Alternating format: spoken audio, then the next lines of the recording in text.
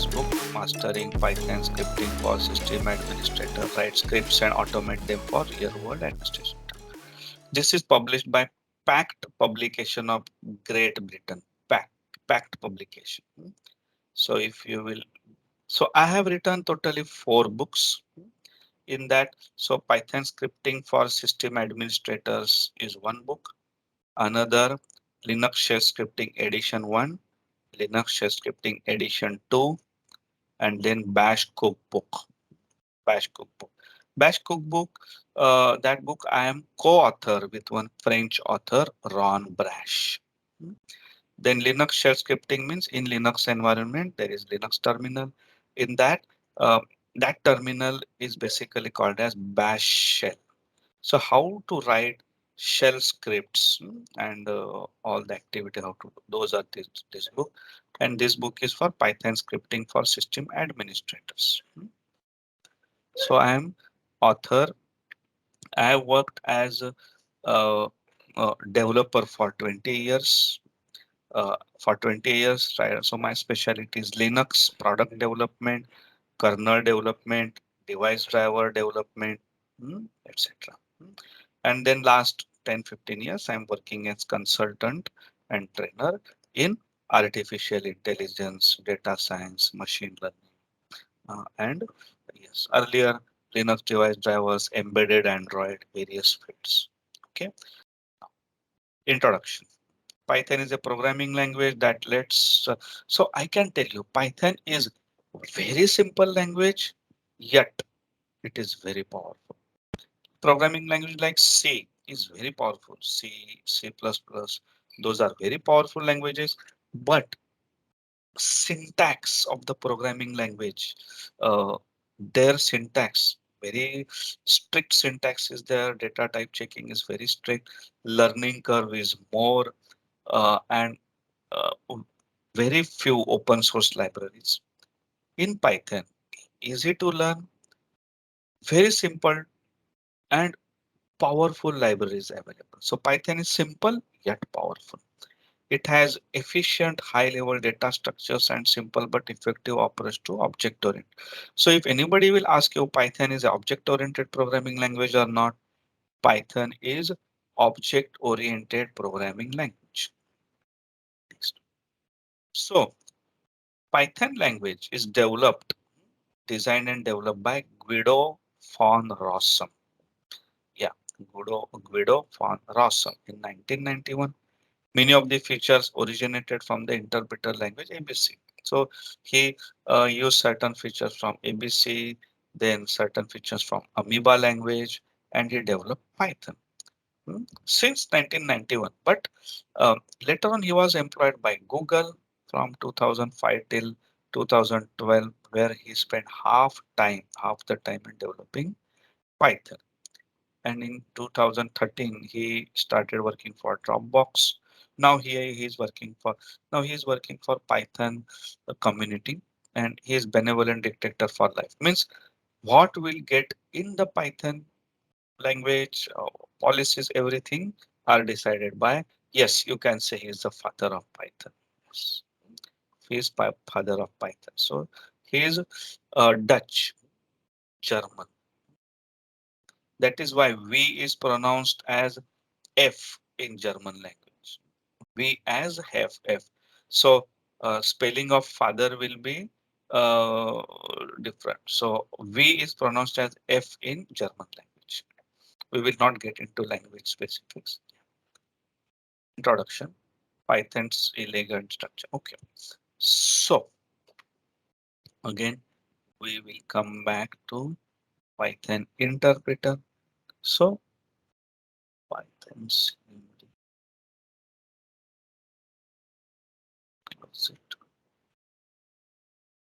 yes. Now again, get back to Python interpreter. And today in the world, if you just Google uh, uh, Toibe, Toibe index for programming language. There is one TOB. TOB index for programming languages as of July 2022. If you check, that will tell which are the most popular languages, how many uh, how much percentage of people are using it. TOB index for July 22. If you check, as on today, Python is the most popular language in the world as on today, and its change is plus 248. Python is most popular language. C is number two language. Java number three. So as on today in the world, Python is most used language. See, nobody can beat C language because that is used in operating system development, like your our Windows or Linux or Mac operating system, device drivers, everything. Those are developed by using C language. So C is like indispensable at lowest level in operating system, but higher level language, Python as on today is the most popular and trend is positive. So these are all trend positive. Certain language you can say trend is negative. It is changing sometime as per use cases. But as on today, Python is the most popular language in the world as on July 3. Okay. So whatever time you are investing now today in Python training is worth. So once you start Anaconda, a screen like this will appear like this. Screen like this will appear. So there are various tools. It is a Anaconda is a suite of packages. Those are used in right from basic Python programming till data analytics, data analytics, uh, machine learning, artificial intelligence, lot many. Data lore, data spell, IBM Watson, Jupyter Lab, Jupyter Notebook, and many more. We will be using Jupyter Notebook here. Jupyter Notebook. So click and uh, click it and start Jupyter Notebook here. I will be also starting Jupyter Notebook. So I assume everybody has got software installation. So, so if you have Anaconda, you can start uh, Anaconda by going to the program group. Go to the program group, then type Anaconda. So click and start Anaconda.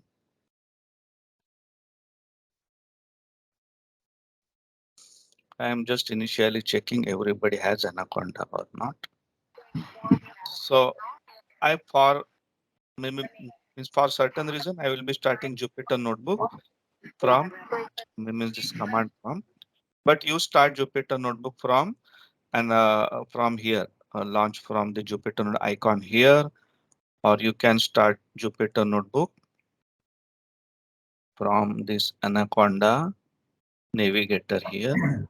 You see Anaconda, this Jupyter Notebook. You can start Jupyter Notebook like this here. It's from here, Jupyter Notebook. We will start. So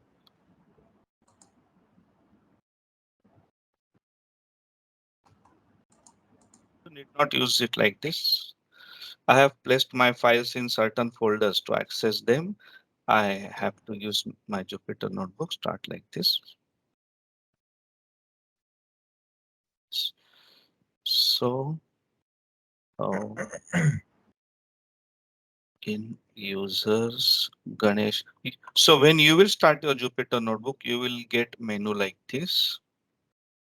In that means in user folder, you can go to your desktop. In desktop, you may create a folder called Python training. And in that folder, you will type new Python 3 one Jupyter Notebook.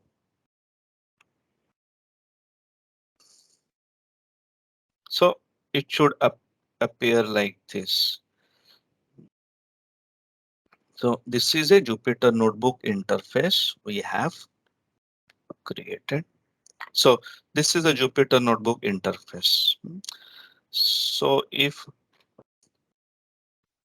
you get the Jupyter Notebook, you can just type Jupyter Notebook started. So this is what we want. We will be creating a So when you start Jupyter Notebook, a ID like this will be created in your browser. That could be Microsoft Edge, or it could be Chrome or Firefox, whichever IDE you use. In this, you will click to the new and Python 3 IPy that then such screen will be started. This is Jupyter Notebook. Once Jupyter Notebook is once this is started, you can just type Jupyter Notebook started. If you are facing, if you have any doubts, you can speak in the class, or you can uh, type in the chat box. See, when you start, let us say from Anaconda here. See, when you start, go to all Anaconda here. From there, where when you start Jupyter Notebook like this, click here, or when you will start Jupyter Notebook from launch here, Jupyter Notebook, when you do like this, you will land in the folder like in users, your username folder, you will be placed in this folder.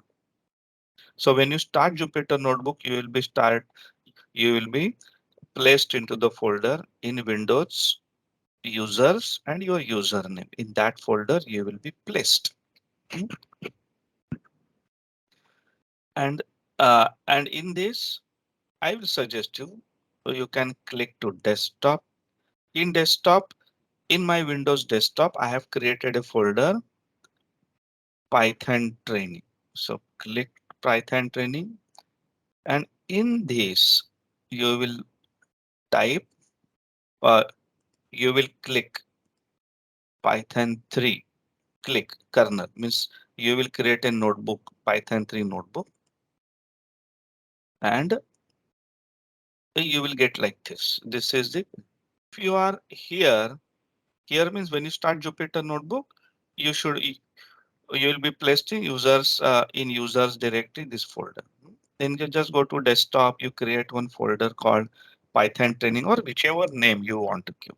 Just give that name of folder here, and inside that untitled, and you just click to new here, and in new just I. So we don't want to create now text file folder or terminal. We want to create Jupyter Notebook like this. Do it.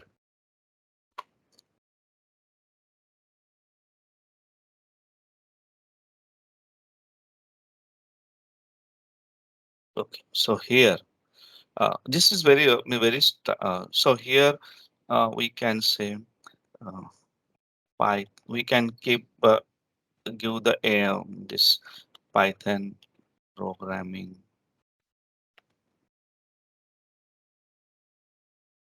express as title. Then in this Jupyter Notebook, now we have not yet started with anything like Python programming. We are just checking with. So here, okay. So Python programming express. Say Jupyter Notebook is made up of multiple cells. If you click here, plus, plus, plus like that. So each cell, I'm just first introducing you what is the Jupyter Notebook. So Jupyter Notebook is made up of multiple cells. I can click to this plus sign and I can introduce more and more cells here. Okay. And I will make this cell. I will select this cell and mark, make it mark down. And if I will type hash here, this will become like a header. Just mark it and header. So Python programming express. Okay, Python Programming Express. This is the title. And so what I want is in this Anaconda Navigator, you click to command prompt like this, or you may click, you can go to Anaconda Navigator 64-bit and click here Anaconda, not PowerShell, Anaconda prompt. Any of this way, Anaconda prompt through Anaconda 3 to that program group, or you can click Anaconda prompt CMD exe launch, and you should get this. um, hmm, you should get this Microsoft Windows and base colon users Ganesh. And if you type here Python Python, you should get Python install this Python interpreter. This is called as Python interpreter. If you get it, type, you can type. mm, So my question is um, Anaconda mm, Navigator, then start Anaconda prompt or CMD. You should start. Yeah, in that you type Python. You should start uh, Python interpreter. So just type Python interpreter is started or not. Python interpreter started. YTHON. An interpreter started. Can you just type Python interpreter started? So if so in Anaconda prompt, you type Python and Python interpreter is started. Just if this starts, please type in the chat window, Python interpreter started. Because our today's training is complete hands-on. Because in programming, there is nothing like you will hear and watch and learn. No, that is of no use. Once you log out of the session, training session, and you will be forgetting everything.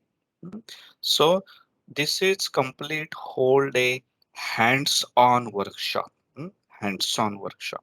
You will be learning the things and you will be doing hands-on and learning.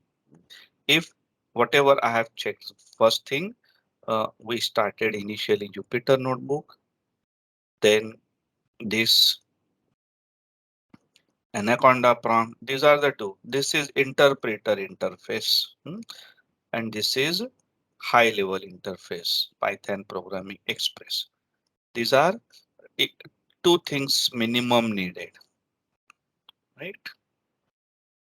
Most of you have that. Anybody facing problem, please let me know. Because we have not yet started with any programming exercise. I am just introducing you to the different tools which we'll be using. One, Jupyter. Anaconda is a suite of packages. One of the package we'll be using is Jupyter Notebook. Other through command prompt we'll be learning. There are lot many tools here, including a programming language called R, then many more. If you have done this, then I will advise you start or launch Spyder, one more ID. So the Jupyter Notebook is made up of multiple cells, cell 1, cell 2, like that. I can go on adding the cells or I can delete the cells. I'm just introducing you to Jupyter Notebook. I can add and one instruction during the class. Whatever hands-on I am doing, you go on doing those hands-on.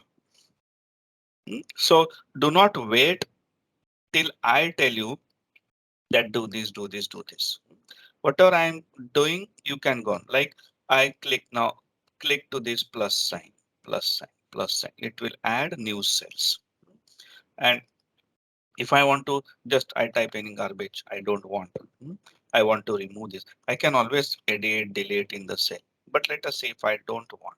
I can just there is a tab with scissor. I will just scissor. Jupyter Notebook will be this cell will be deleted. Then here now these cells.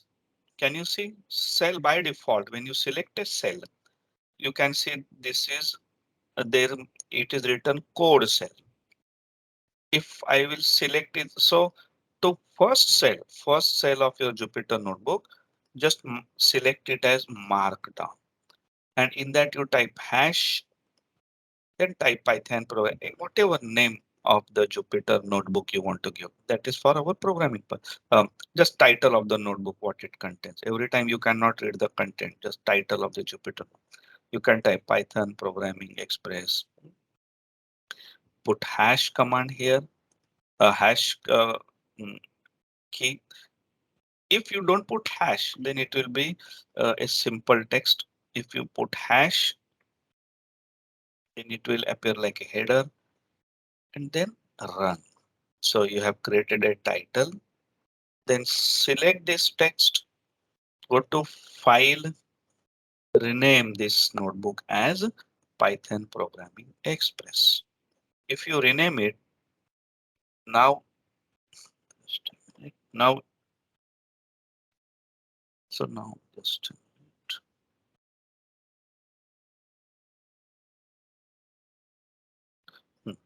so if I go to my Python training folder in Jupyter Note, that Jupyter Notebook navigator here, I will see Python Programming Express.ipynb created. So Jupyter Notebook, when you save the Jupyter Notebook, it will be saved in the folder as uh, with the extension .ipynb.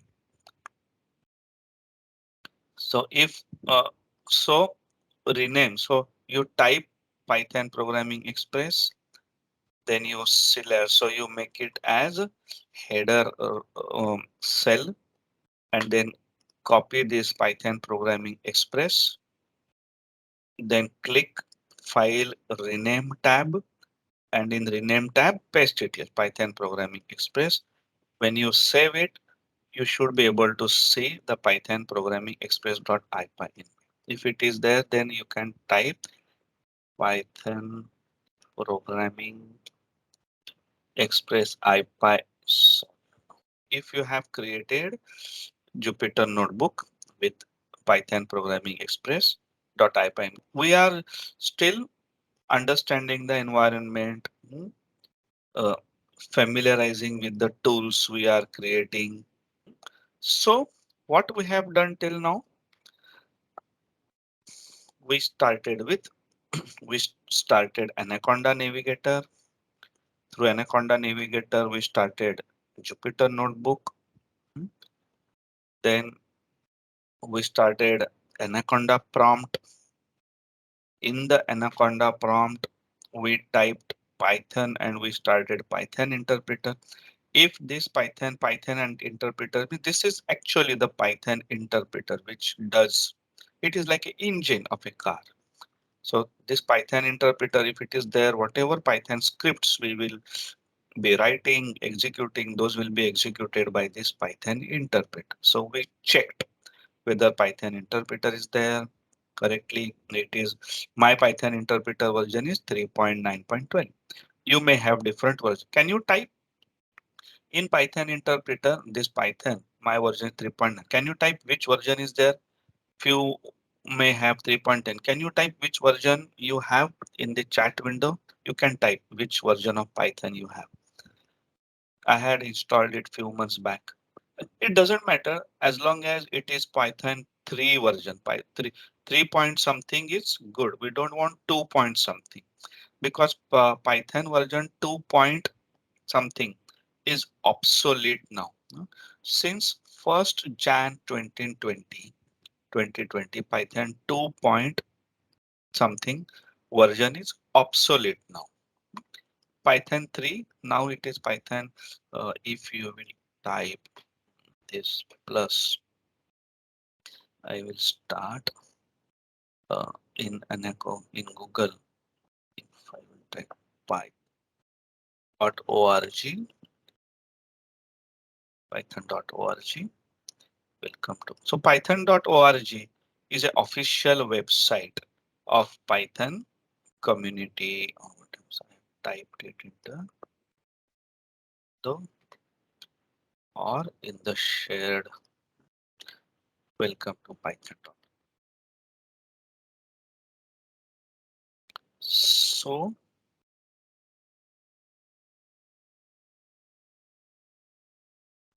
So if you visit the python.org, if you click, you will see the website. This is the official website of Python.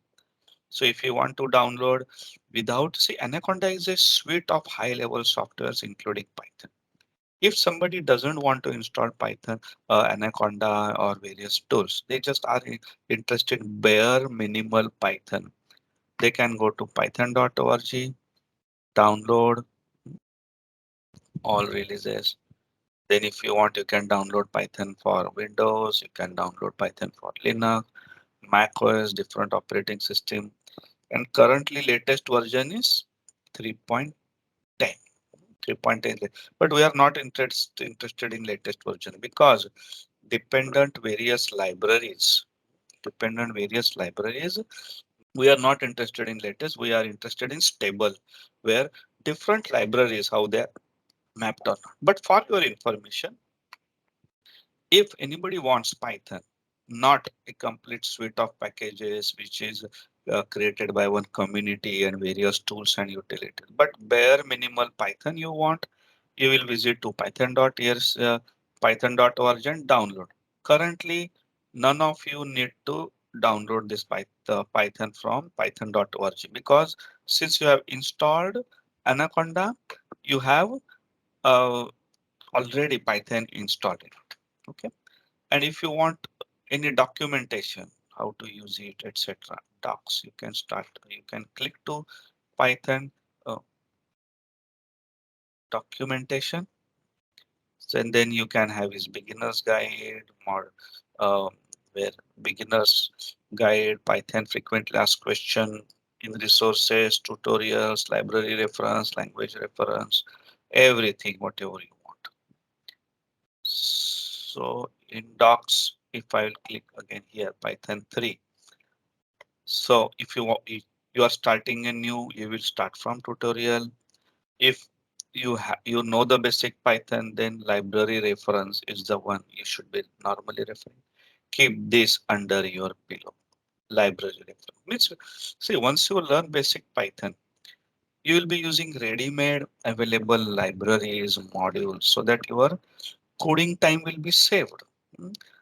You should not be reinventing something which is already created by others, which is open source and free. Python is open source and free. You can use numerous libraries are available in Python. You can just install them. How to install if any library is not there, I will tell you. Mm. And for example, in Python, uh, for if you are going to work in data analytics, there is uh, see in this Python interpreter, I will type quit.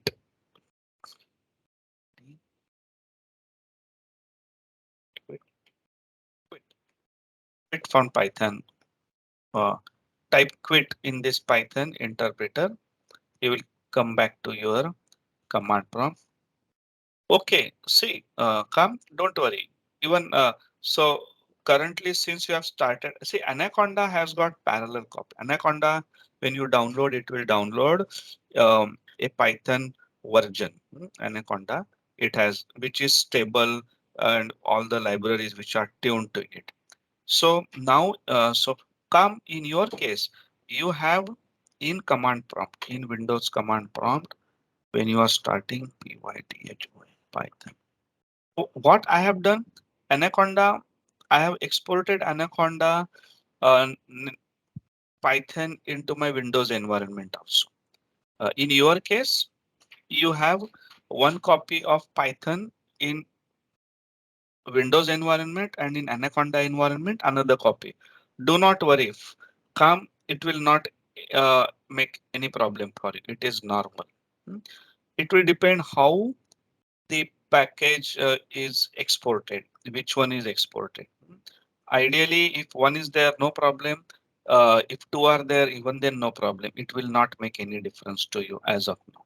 Hmm. Okay, so I was hearing. So these are the documentation. So python.org is the official website for anything and everything you need. During the training, you need not worry about referring the document. Once our training is done, you visit these things and you can go to advanced level because there it is a information.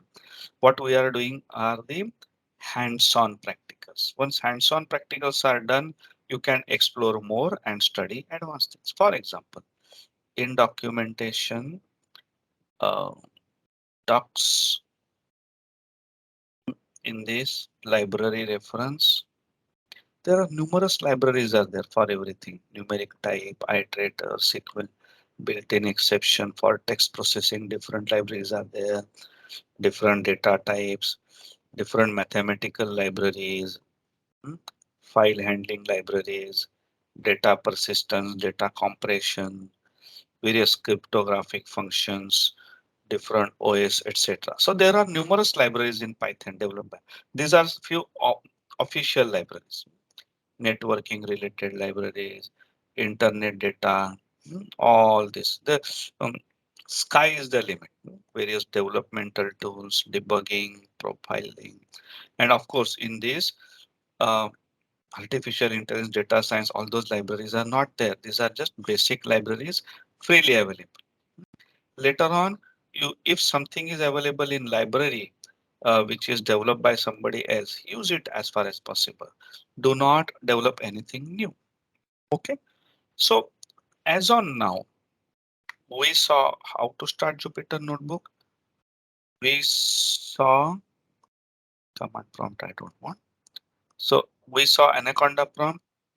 Third thing, go to Anaconda navigator. Click to this spider. Launch spider. This is one third tool we'll be using. Launch. I'm just first introducing the tools, then we will start using those tools. Meanwhile, those people are new who are joining late. They will also catch up. Okay. So what will you auto save storage? So when you start Jupyter Notebook, something like this will be created, a ID like this. Hmm. So this is a Spyder IDE where what happens? Why this is? Hmm.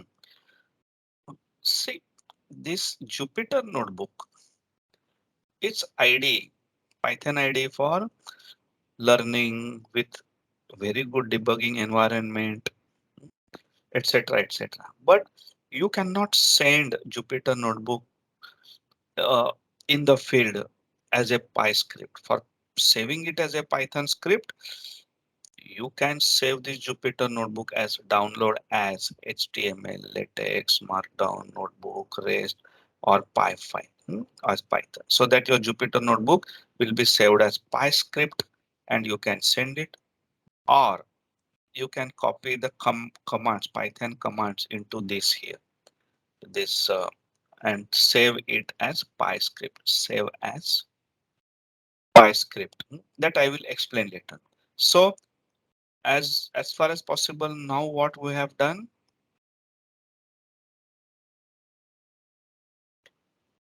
we have studied, we tested following. We tested following. One, we started Anaconda navigator. I'm going little slow so that everybody will catch up. Two, started Jupyter Notebook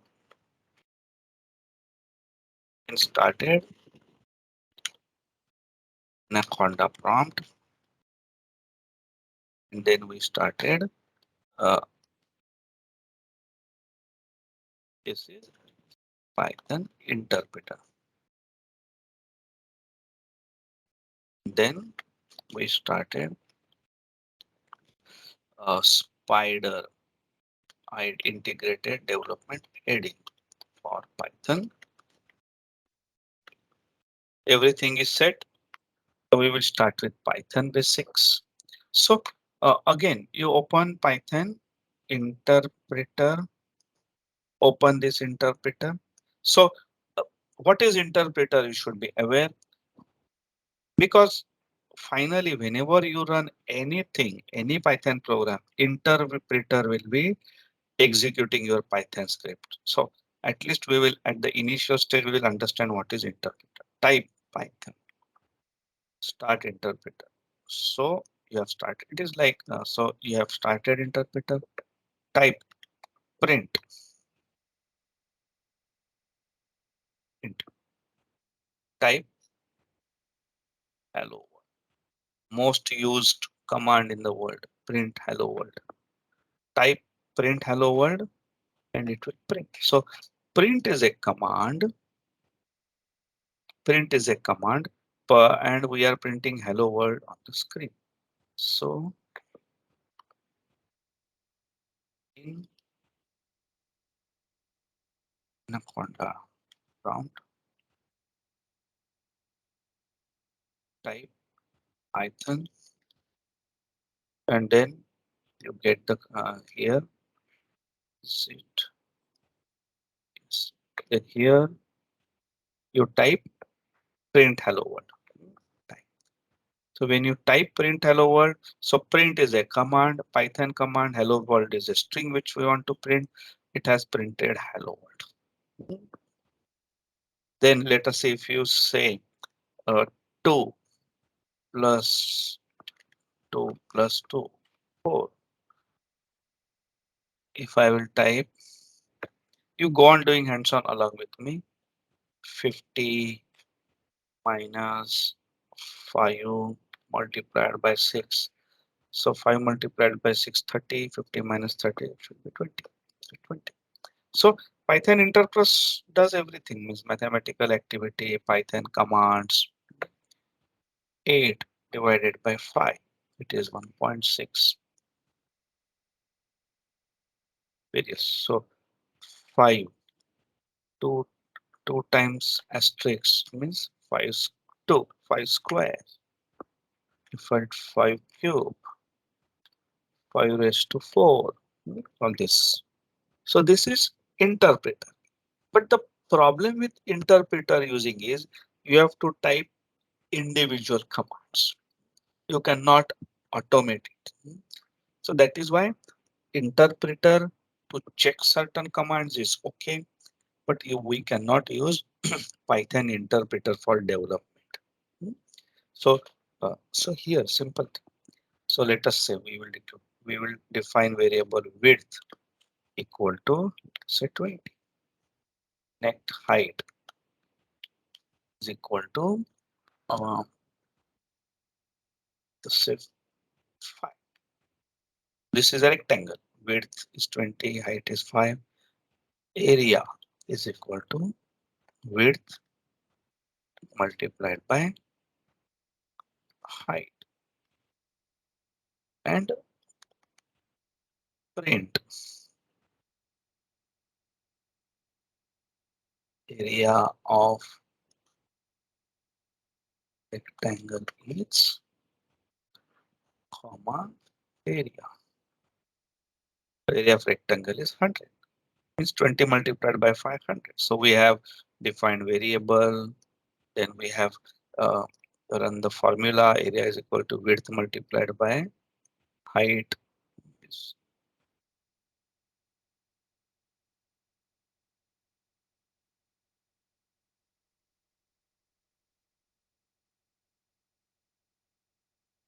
Those who have joined late, if they do not have the link of this uh, shared document, please let me know. I will share the link again. because sometimes I may be typing faster, and to share the content with you so that you will save your time, I will share through shared Google Drive. Where to find Python see, Python interpreter means you will have to start Anaconda prompt. Wait, no, so in Anaconda, you will type this, see, Anaconda prompt. You will click to the Anaconda prompt, or in Anaconda Navigator CMD exe, CMD exe prompt. Click it, and then for in this you will type Python. Then this Python interpreter will be started. Now you are familiar with interpreter. We will go to Jupyter. Now open the okay. So now we will do the same thing in Python in Jupyter Notebook. Use type print in Jupyter Notebook. Type print hello world, and you select this cell and click to the run. Print hello world, enter. So print hello world command will execute and output is printed. The biggest advantage of Jupyter Notebook is the commands and output both are stored in the Jupyter Notebook. In this interpreter, if I will quit, now if I will type Python again, interpreter is blank. Nothing of whatever we have done earlier, nothing is saved into Python interpreter. So for a learning purpose, Python is an interpreter, but it is not so uh, good for learning purpose helping. Hmm. It is a engine of the car, like an engine of car. Jupyter Notebook biggest advantage is commands and their output, everything is there. If I want to change the command hello world, instead of that I want to say bye world, I can change my world. If I want still a welcome world, I can make changes, I can see the output, how it is working. So Jupyter Notebook biggest advantage is output is visible here in the Jupyter, it is stored in the Jupyter Notebook. Let us say I will close my Jupyter Notebook here, close. I've closed it. And if I will open again, see here, Python programming, print welcome world. So whatever commands you executed, the output, everything is stored inside. Okay, this number is what? The number of this is the third. So I have executed this third time. If I will run this again, fourth. So when Jupyter Notebook started, it keeps the internally track of which cell have executed after what time. So 4 means I have executed 4 cells, and this is the fourth cell. Means what? This has executed for the fourth time. So and there is no other cell with 1, 2, 3. That means this cell I have executed 4 times. You never worry about this number. That is the internal tracking of Jupyter Notebook. You never worry about this. Just sometime to reference these cells, we may use this number. Sometime to reference, I may use code. Let us say I will say 5 multiplied by 6. I will run. It is 30. So now it is 5. I may say 5 uh, plus 10. So can you see 4, 5, 6 like that? So this is just internal tracking number for us from programming perspective. You need not worry. You can simply ignore unless specifically you want to tell me that in this cell, you want me to change any number instead of 6, you want to type 8. Then you can cell in the cell where a 5 is there in that cell, change the value from 6 to 8, something like that. Hmm? So this is just for tracking purpose. When you restart, let us, I will restart Jupyter Notebook kernel. If I will kernel restart, all numbers will be still are there. So this is just for tracking. Nothing to worry. No need of keeping.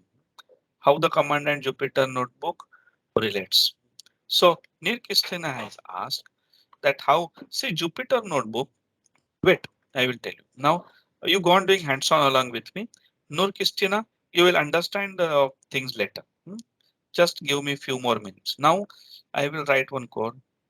Width, the same code which we used earlier, width is equal to 10. I can write multiple commands in same cell. Height is equal to, let us say, 5. Then I may write area equal to width multiplied by height, and I can type print. So in the cell of Jupyter Notebook, I can write one command or I can write multiple commands. Print area of a rectangle is uh, rectangle of a rectangle is 50.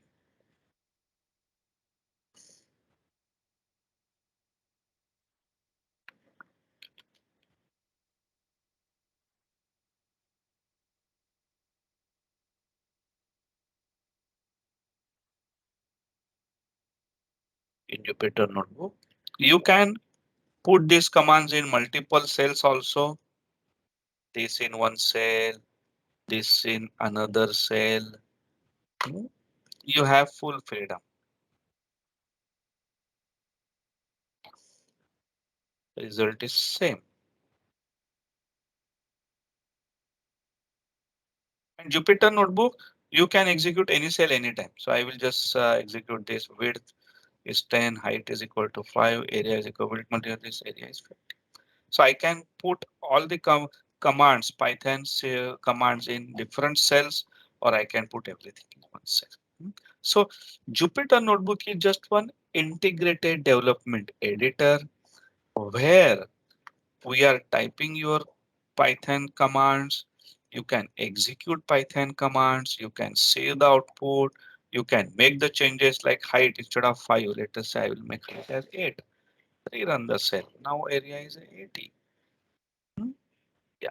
So you can change the content.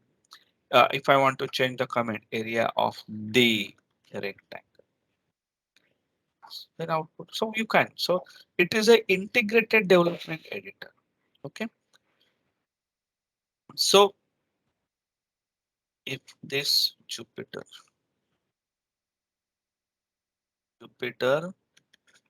Notebook lab is done.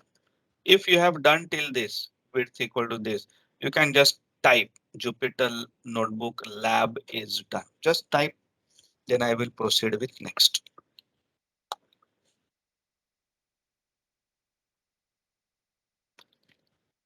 Thanks for responding. Noor Christina. Others, whoever has done, just type. Just for myself, because I don't see you.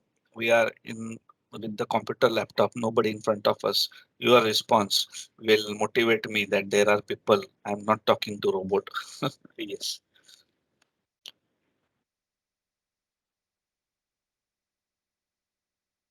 perfect. And as I'm telling you, this is hands-on workshop and you are learning programming language. If you do hands-on, you will learn. If you don't do hands-on, you step out of the class after half an hour, you will not remember anything. So unless you make your hands dirty, you write the code, you make the mistakes, then you correct those mistakes, then you make it work, then you learn. Learning processes by doing hands-on. In the programming or Python development, watching observing has no meaning. In Google, everything is there. In Google, there are thousands of languages, lot of material, but we don't learn. Just by watching or observing, we don't learn. Next.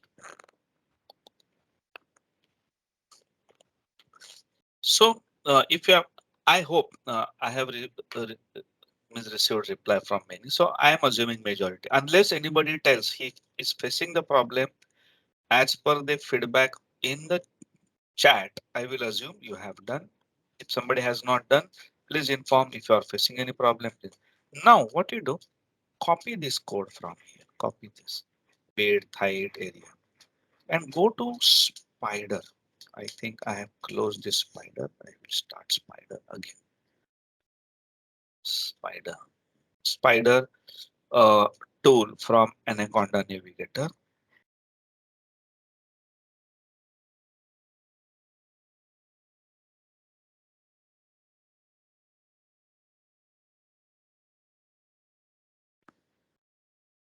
Okay, so I will say when you open a new Spyder, it will be like untitled something will be there.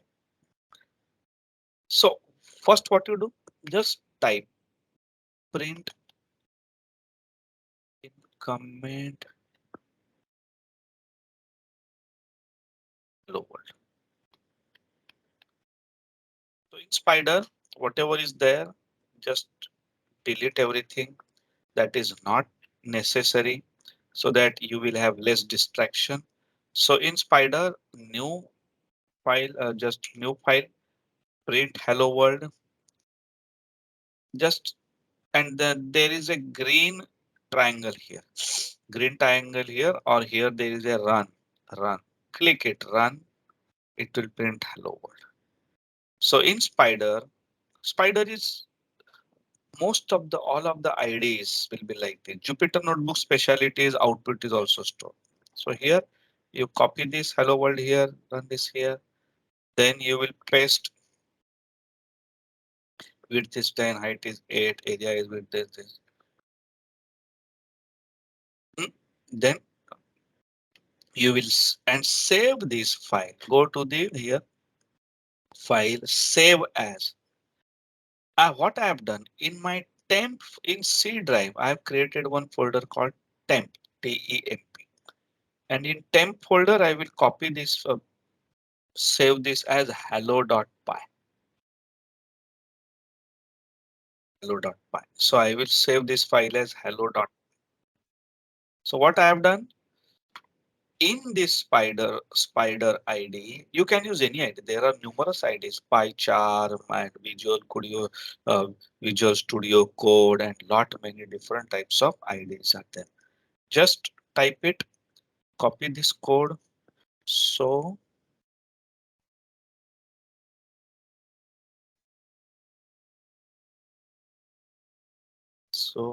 start Spyder IDE, which is part of Anaconda. Then, then in that, uh, paste this code.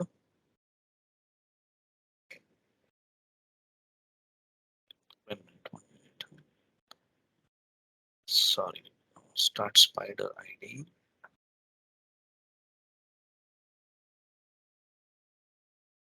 Start Spyder ID. Paste following code and save this as save following code in it and save as C colon or any folder C colon in you create one preferably folder temps so that easy it will be to navigate there C colon slash temp slash hello.py. So create this file, copy this content and save this as in C drive. Create one folder called temp and copy it as hello. Finally, whenever you develop any Python script, you will have to save it with the name .py. .py means it is a Python script. You will test it. How to test it, I will tell you. And whenever you are deploying it in the production, you will be deploying it with as a hello.py. Jupyter Notebook is for development purpose, study purpose, for data visualization, etc. But when you want to deploy any Python script, you have to save it with you have to save it as a file with .py extension. Okay, so do it. So first you put it, do it everything. I will run. Hello world, area of the rectangle is 80.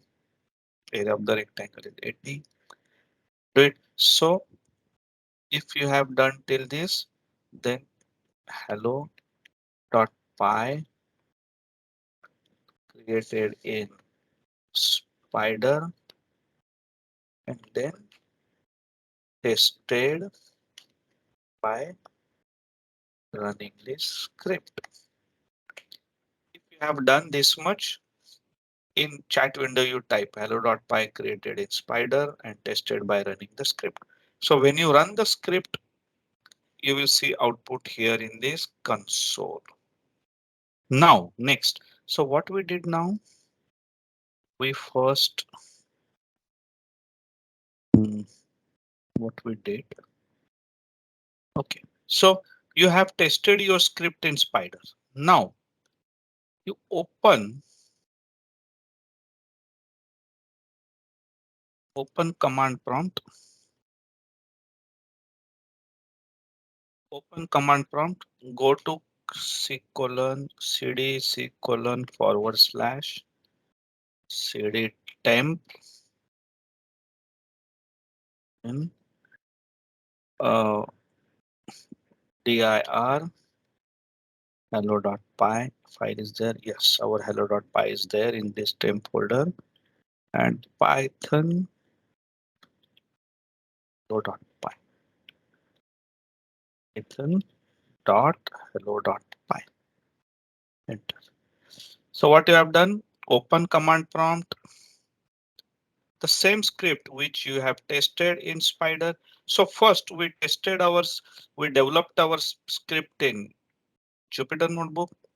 We copied that code into Spyder. We saved it as hello.py. Now finally, you will open command prompt in Anaconda prompt. In Anaconda, open Anaconda prompt. Go to the folder where our means cd c colon cd temp. Then we checked whether file is there. Then I gave the command hello python hello.py. Do this. I will share this in shared document.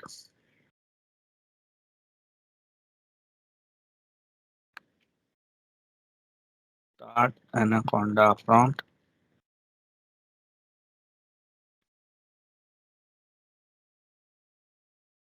Then um,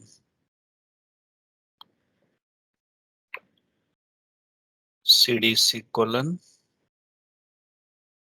cd temp. Then dir hello.py.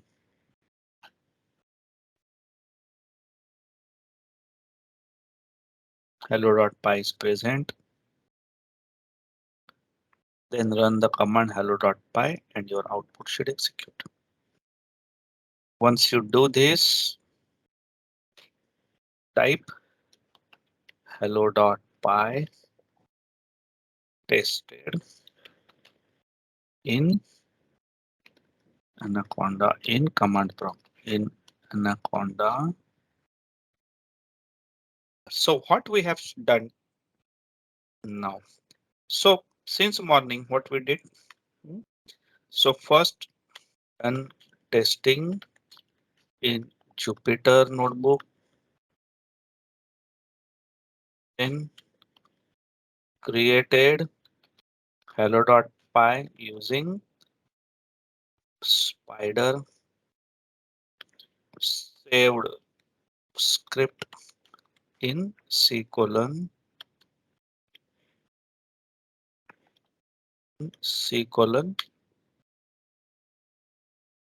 t temp hello.py and finally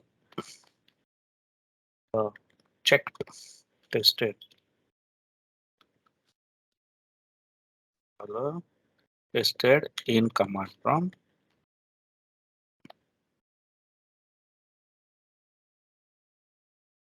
tested in command prompt. Uh,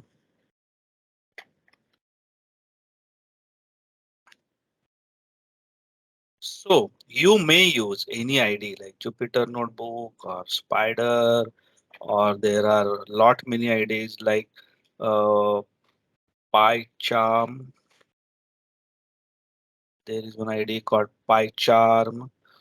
Then Visual Studio Code, Visual Studio Code. Numerous IDs are there. Finally, you have to do the development, store it into Python script, and then execute it by using Python hello. Okay. So we started with what is interpreter. First, we introduce ourselves to different tools.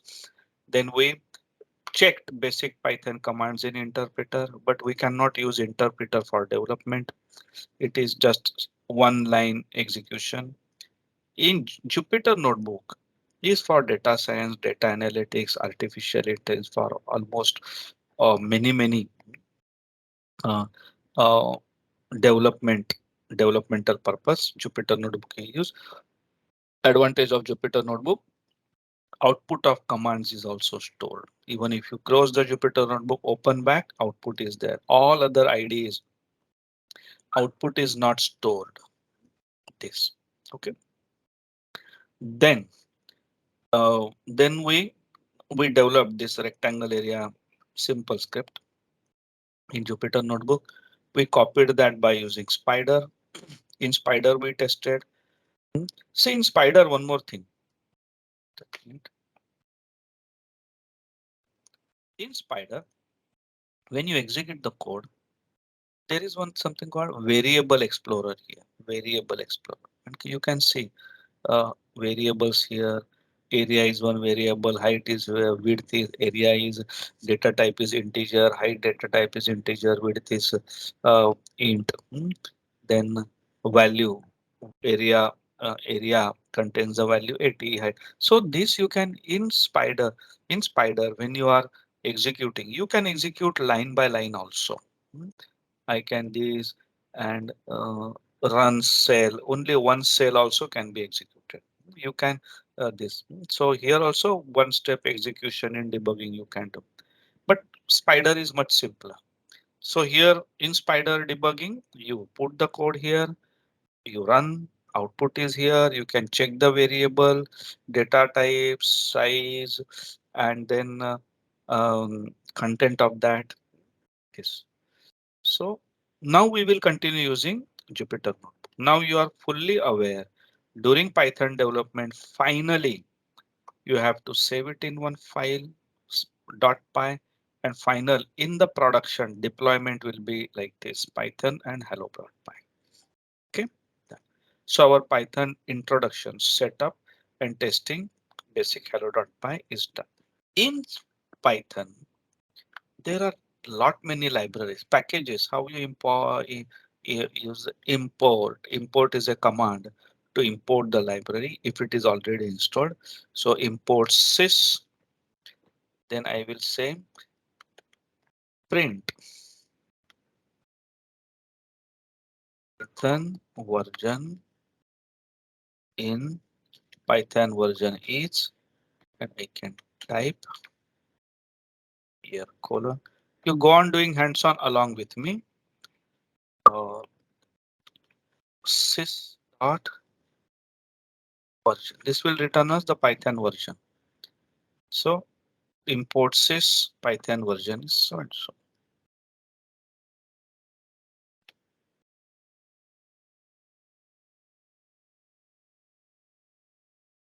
You can, those who think understanding and typing both is not possible, you understand what I am speaking.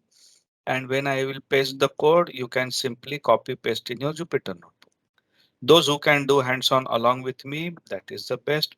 But sometimes it may happen that if you will focus on typing the code, you may not understand the description or other explanation which I am giving. In that case, focus on understanding the concept more. Hmm? And I will be pasting every code into this shared document that you can paste and check. So You can import the libraries and libraries related methods you can use and you can get the work done. This is Python 3.9 MSC. This is 64-bit Intel. In Python, keywords in Python.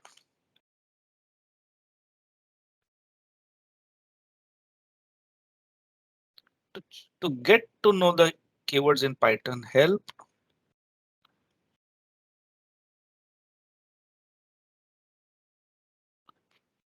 There are so many keywords, false, none, this. As you will go on learning Python, you will get familiar with these different keywords.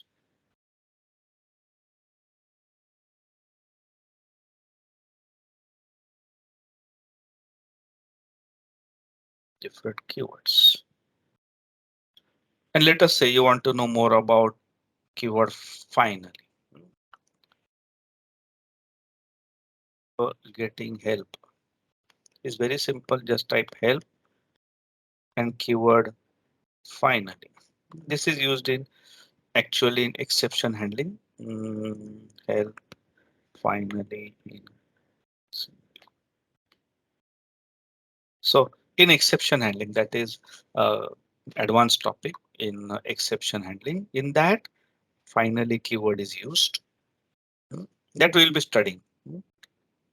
Finally, we'll execute whether there is exception or not finally. But anytime you want to get help, you will just type help and get the help.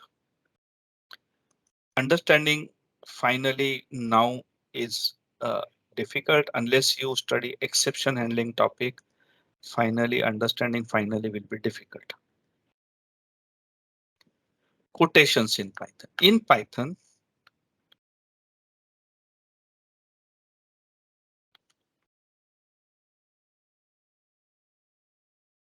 I started with next topics. Quotations in Python.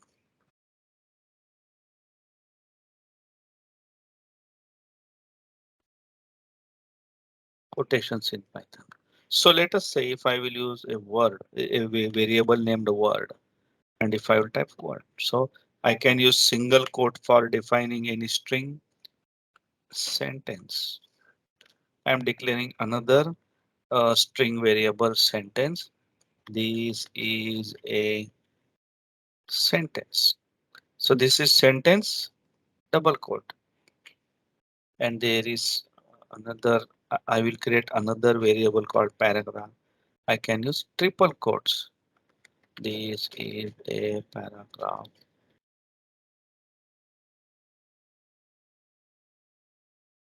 Is normally made up of. In Python, single quote, double quote, triple quote are equivalent. In place of single quotes, you can use double quote. In place of double quote, you can use here triple quote. All are same in operating system in Python. Only thing is if you start with single quote, you should close single quote. If you start with double quote, you should close with double. If you start with triple quote, you cannot mix different quotes. If let us say I will use word is equal to start with single quote and end with double quote, this will give error. So because different types. So if I'm opening starting with single quote, I should close with single quote, double quote, triple quote, triple quote. You cannot mix the quotes. You can use any quote as long as you open and close with the same. Very important. So in Python, you can use single quote, double quote, triple quote. You have freedom. Your choice. I use many times single quotes because for double quote, you have to press shift key. For single quote, you don't have to press shift key. So when we are typing fast, single quote is simpler to type than double quote. I use it. So it is your choice. You functionally single quote, double quote, triple quotes are same. Sometimes for documentation, string in classes, functions, you use triple quotes. Comments.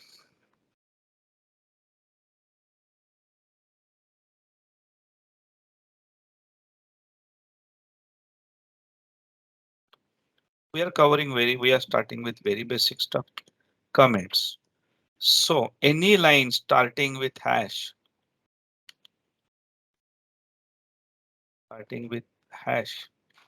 is treated as comment line. Or let us say value is equal to 10. And if I will time, this is simple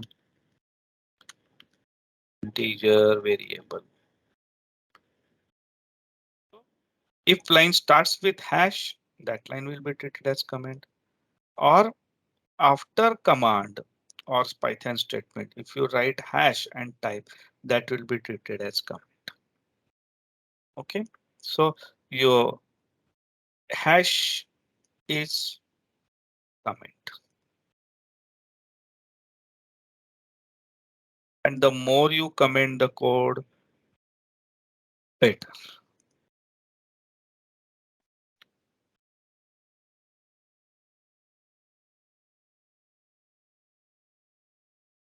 One doing hands-on along with me. Then multiple statements.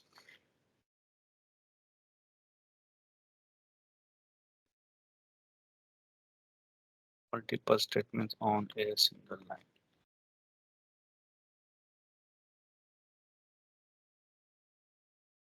So let us say our code, this code.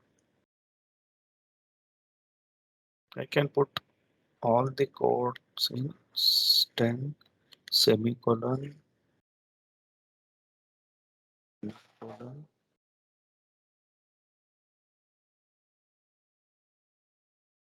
It will execute. So I can put everything in single line.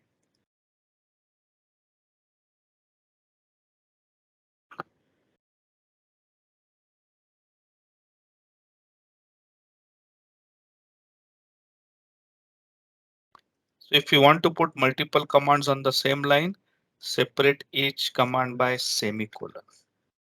So you can combine multiple commands in same line separated by semicolon. Just a moment.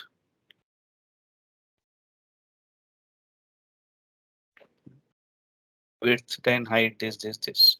But normally it is not advisable to put multiple commands on single line because it is difficult for readability.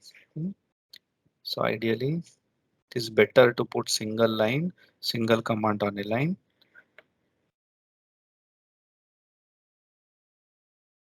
It is easy for readability, so less chances of making errors in judgment.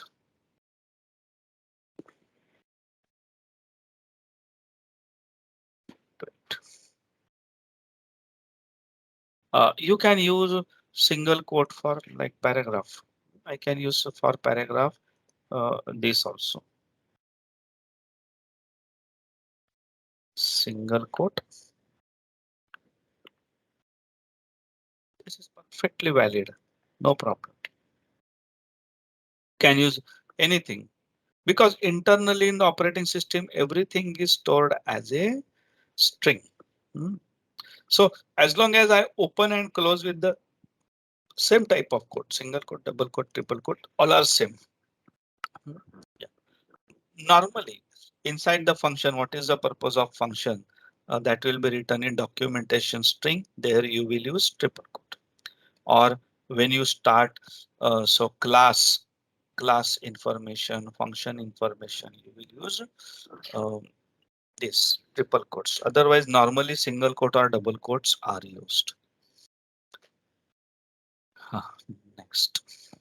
So I will start with next topic. Basic data types.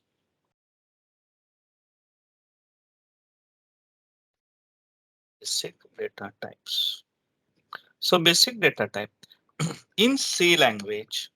Let us say if I want to declare int value is equal to 5. So I have to use int. I have to specify data type value equal to 5. Then only in C programming.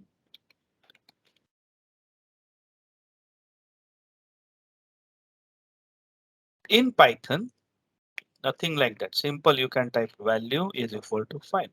No need of specifying it. No need of specifying it. Hmm. You can simply variable name equal to 5. And if you check what type of data it is, 5, it is of the class integer. Hmm. So in Python, you do not need to specify a data type. As per the data you have passed, variable will be initialized.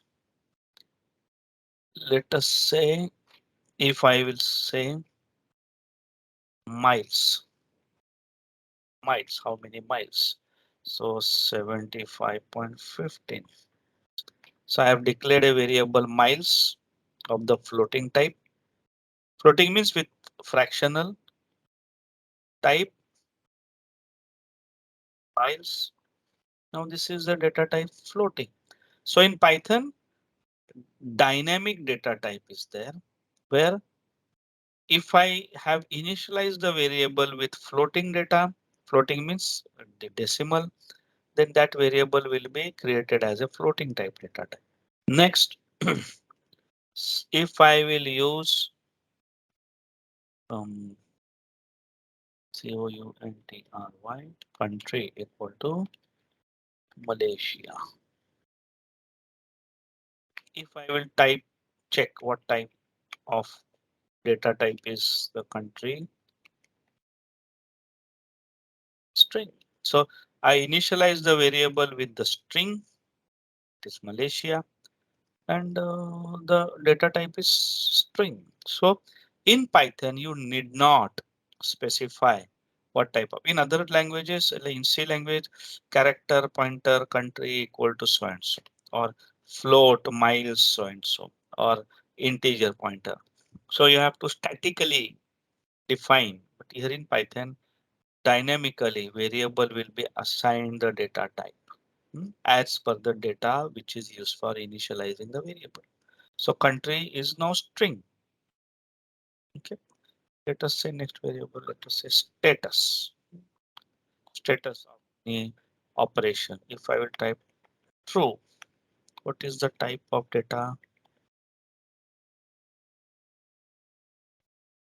Okay, see, it is already there. You can just copy paste. If you want, I have no problem in sharing, but this is just copy paste. If let us say status is equal to none.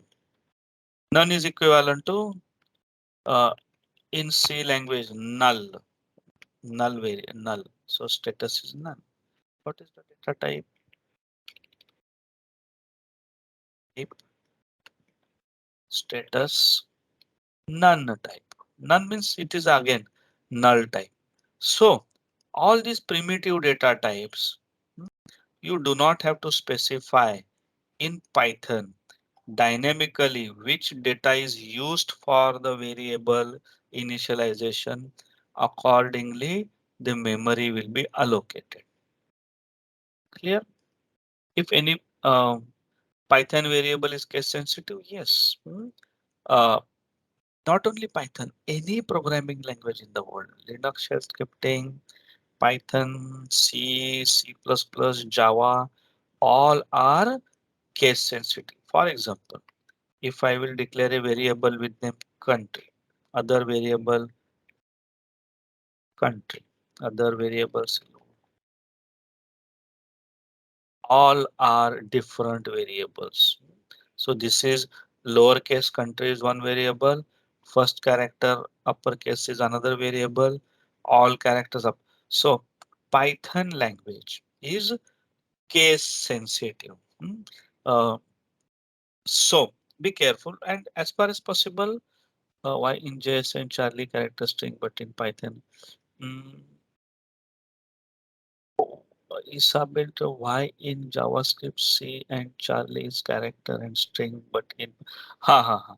So you mean to say single quote C is a single for character we use correct, yes. So you mean to say char for char means single character, and for word you use double quote. Does this mean you are talking? What? Yes, yeah. That in C language it is true. In C language, for single character you use single quote, and for word or string you use double quote. But in Python you use single. You can use single quote for big sentence also, and you can use double quote for single character also. Here in Python, single quote, double quote, triple quote, all are same. There is no difference. Clear? And case sensitive. Case sensitive. Now we will work with numbers. So a very important means when you are learning Python programming, one thing is data types. You did not declare what type of data it should be.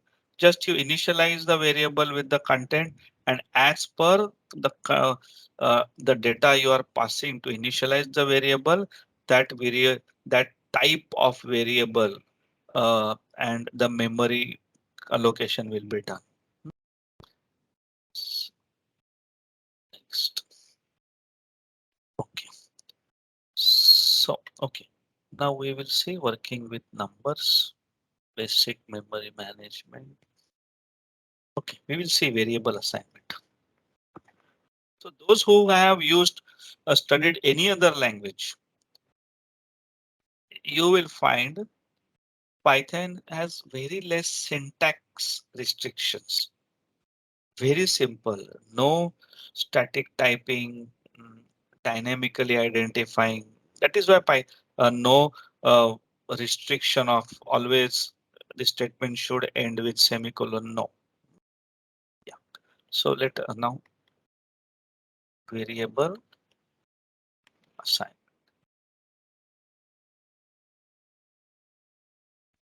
Next topic. Yes. Yeah. But I will tell JavaScript has got different use case. Python is very powerful language, very powerful. You can develop web server, you can do data analytics, artificial intelligence, you can do IT administration, you can do security related stuff, network programming. Python is very general purpose and very powerful language, fully object oriented. Yeah. Yes, Python has enum also. Yes, Python has enum also. But there are lot many other like dictionaries, one data structure. We'll study all those. So very useful. So Python has got very simplified yet very powerful data structures. We will study them.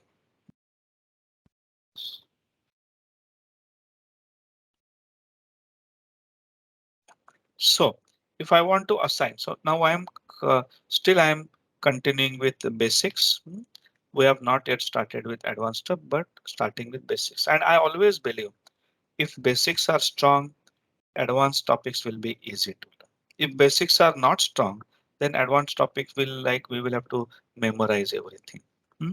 So for better development, focus on basics. Advanced things will be very easy. A is equal to B. Up to memory management, how things are happening, understanding language concepts. That will be very good. A is equal to B is equal to C equal to 10.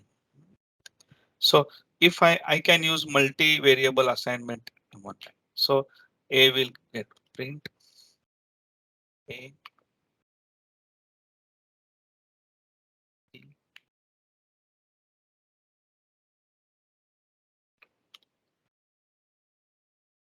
So I can have multiple variables assign the value in one line. I B A is equal to B is equal to C equal to D equal to E. I can have n number of variables assigned at a time like this. Other languages, such constructs are not there.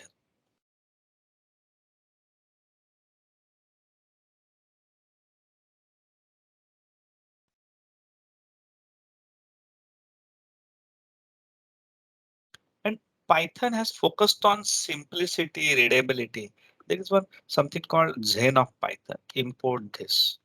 If you execute this, this is Zen of Python.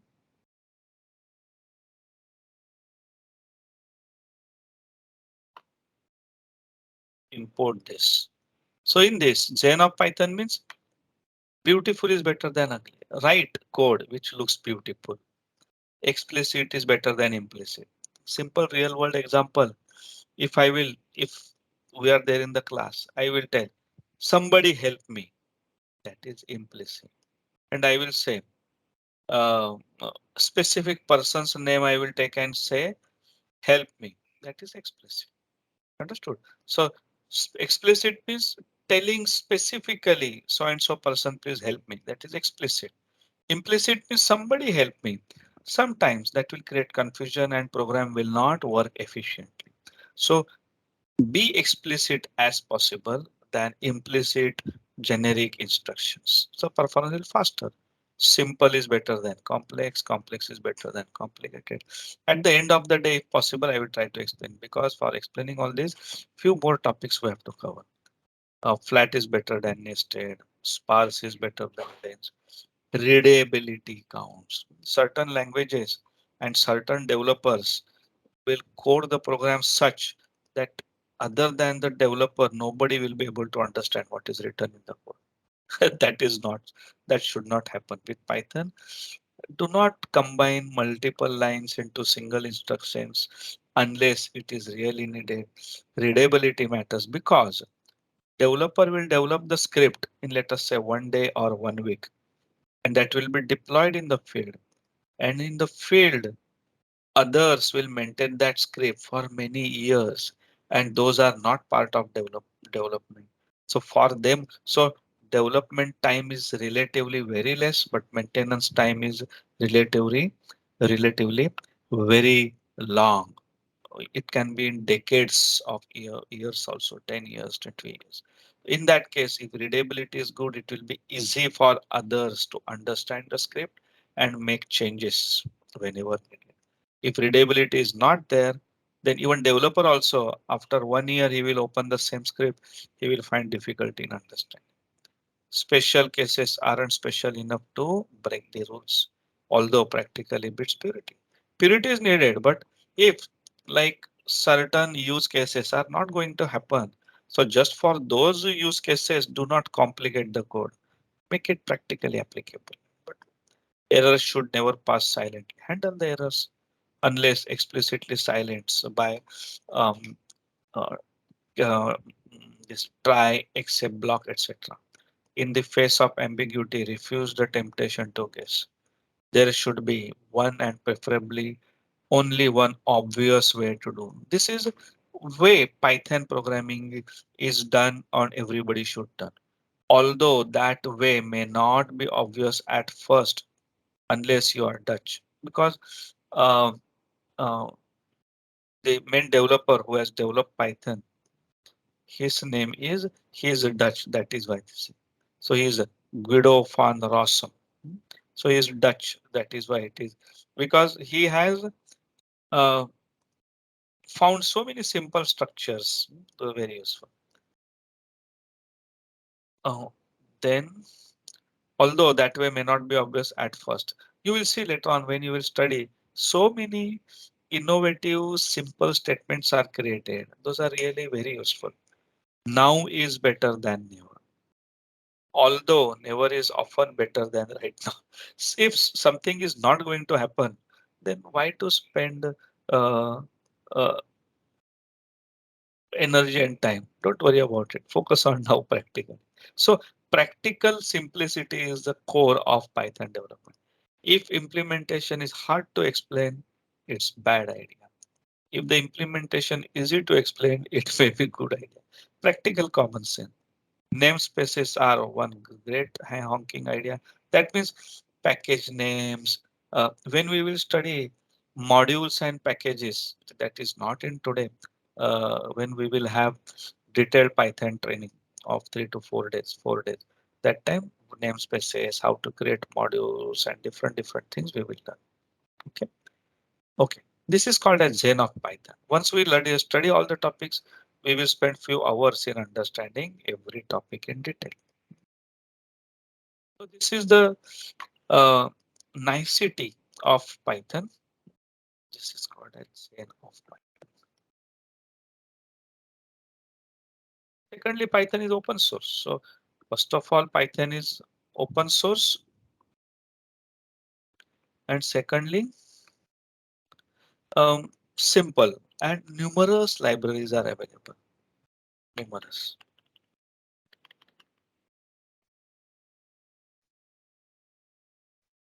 Numerous libraries are available.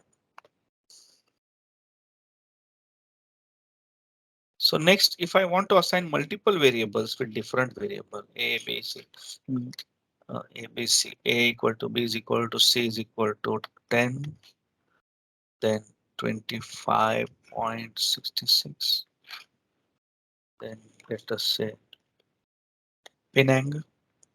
So I want to initialize A with 10, B with 25.66, C 6 with Penang.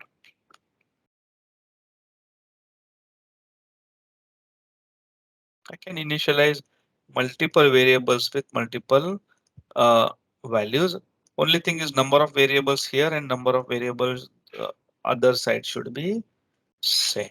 So A is initialized with 10, B is initialized with 25.66, C is initialized with P9.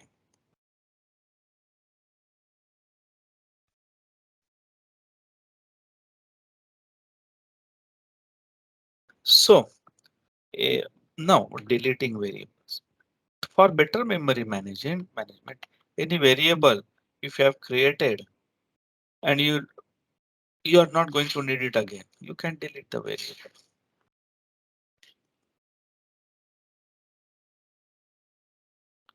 So here let us say A is 10. In Jupyter Notebook, you can just type the name of variable. It will print the content. Outside Jupyter Notebook, you will have to use the statement print A, then only it will print the content. In Jupyter Notebook, just variable name and enter, it will print. See, there are various shortcuts. What I am doing for executing cell, I am typing Shift Enter. So to get all these shortcuts, you can refer to this keyboard shortcut in help, then find replace. What I use is, yeah, Shift Enter, run the cell and select below cell. So instead of moving the cursor and typing run, I just type Shift Enter. Shift Control Enter means run selected cell, but don't go down. Alt Enter, run cell and insert a new cell below. So I'm typing Shift Enter. So there are shortcuts for many things as per your requirement. You can. So I will, I can run the cell like this. Try type here, move the cursor here, run. Instead of that, I just type then Shift Enter. I'm executing. So if I have declared a variable and if I don't need it anymore, del A, this will remove variable A from that variable will be destroyed. And if I will type A now, variable not defined. Error. Variable is removed from memory by del command.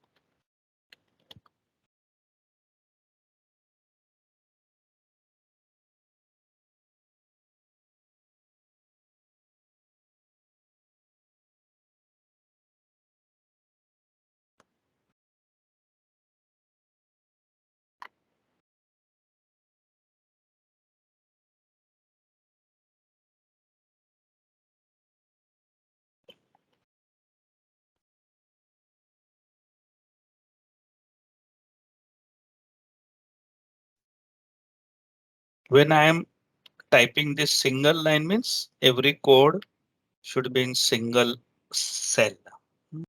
When I am typing this and single line means everything after this single line to this line should be in single cell. Double line means changing, we are changing the topic. This is my syntax I have. If you have better suggestions, you can tell me. Okay.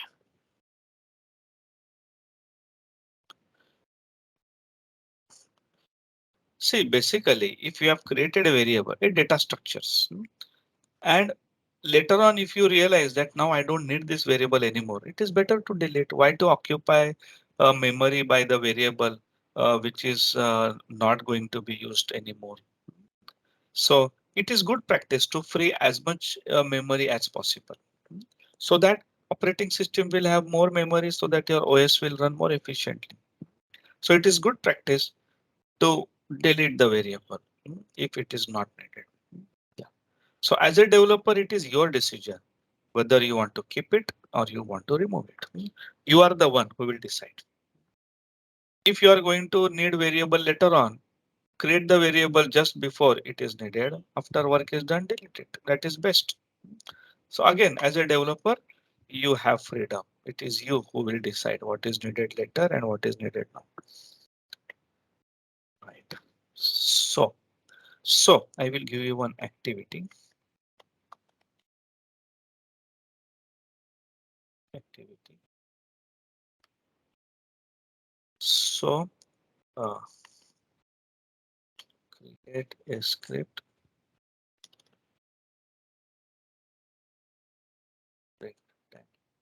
Yes, Python has garbage collection like Java, C Sharp. Yes. So if any variable is referenced and if memory is allocated and later on any variable is not referring to that memory and that application terminates, Python will keep track of that and all those memories which are created but no more referenced by any variable that those will be uh, freed. So Python has got garbage collection mechanism like high level languages. Yes. Next. So create a script rectangle.py where first um, initial create variable like width and print area perimeter. Perimeter formula is 2 multiplied by width perimeter plus 2 multiplied by height. Or instead of that rectangle, uh, circle. So create a variable radius and area, print area, print perimeter,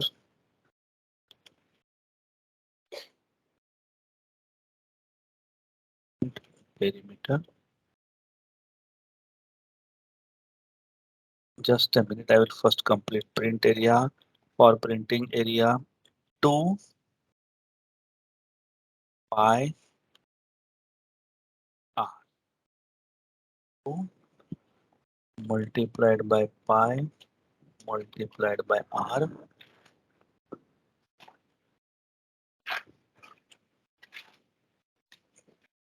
then 2, and for perimeter, no, or pi r square is the area, sorry, pi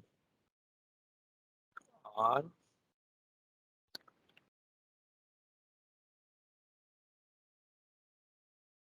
r square, pi multiplied by radius.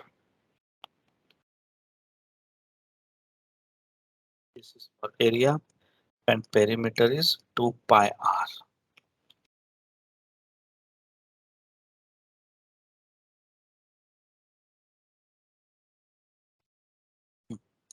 So I will give you two activities. First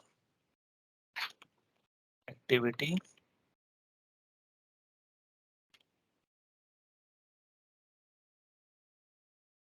create a script calculator 1.py. initialize, create two variables, val1, val2, then print following addition of two numbers. So two variables, let us say num1, num2, num1, num2, addition of two numbers,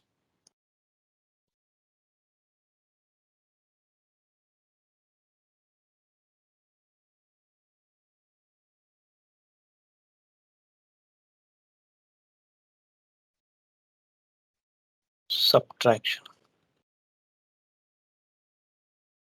of two numbers,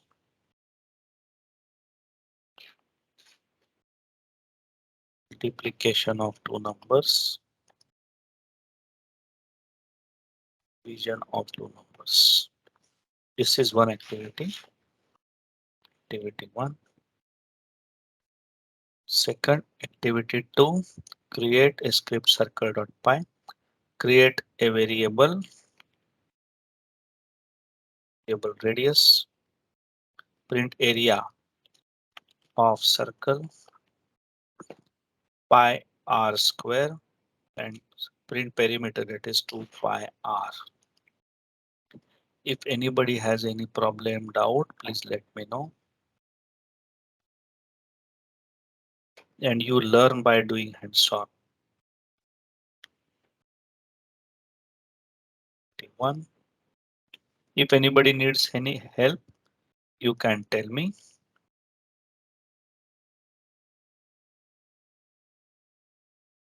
Okay, now I will see. See, you can enclose, say, Lucy can, you can put it like this, multi-line comment. Practically, no, so here you can use triple quotes. Yes, you will, this is in one, this is.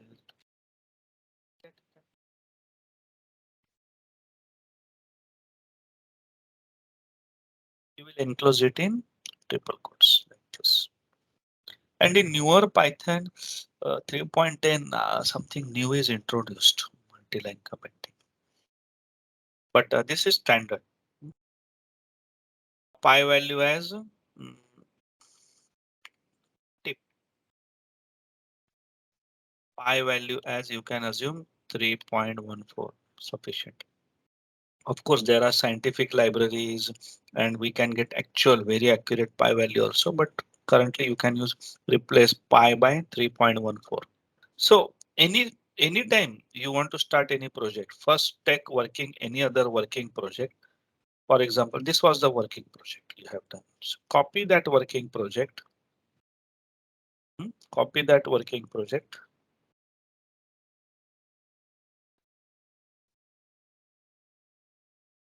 Then modify it. So here this num1, num2.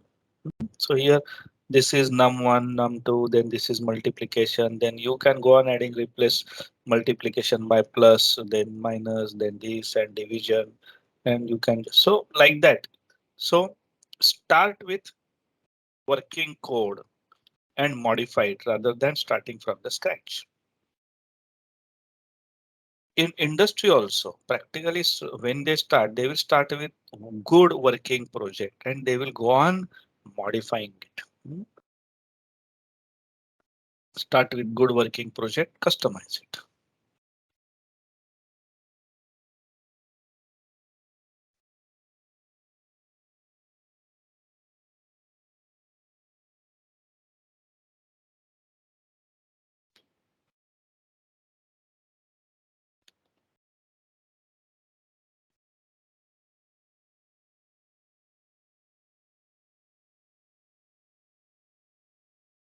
For the developers, when they will create the scripts, while creating the scripts, they will face the problems, then they will get the help, they will struggle, then finally they will make it work.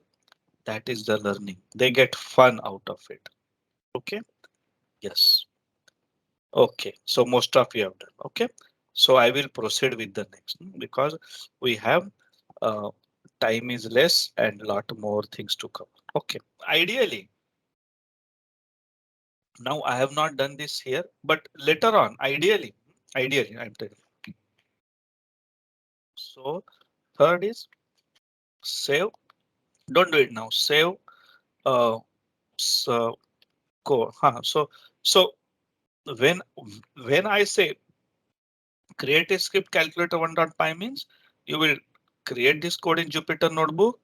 Then by using uh, Spyder, you will save it as calculator 1.py and then check in command prompt. So procedure normally for any activity, I will advise develop code or develop script using Jupyter Notebook. Then uh, test and save to .py file, py script using Spyder. Third, paste in command prompt like this dollar Python. Then this is better 1.py. Once this is done, then deliver the code, deliver the script wherever you want to deploy it.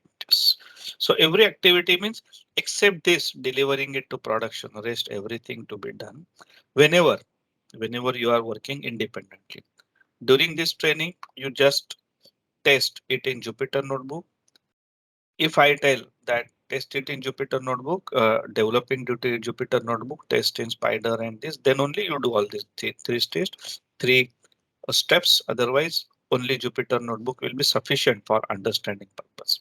But ideally, four steps you should be doing when you are working alone in your company or in home. And finally, your target is to deliver this script to production. Okay. Yeah. Next, I will proceed with next.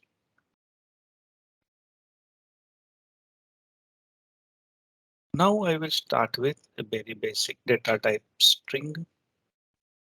Very basic. Then we will get into more details also. So string data type.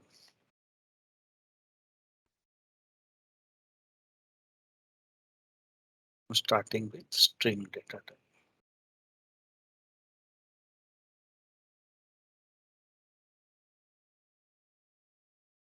String data type. So string. So let us say I will create one string str1 equal to hello. I've created string hello. I will print str1 hello. I may use hello world. Str1 hello world, print string hello world.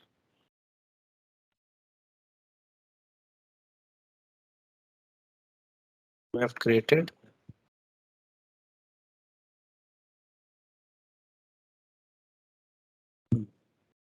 So Peng, you are telling that you want to no, I will quickly copy. Don't worry. No, don't worry. You focus on hands-on. So string one hello world print to string print string. Next Python. Okay, I will use only hello Py.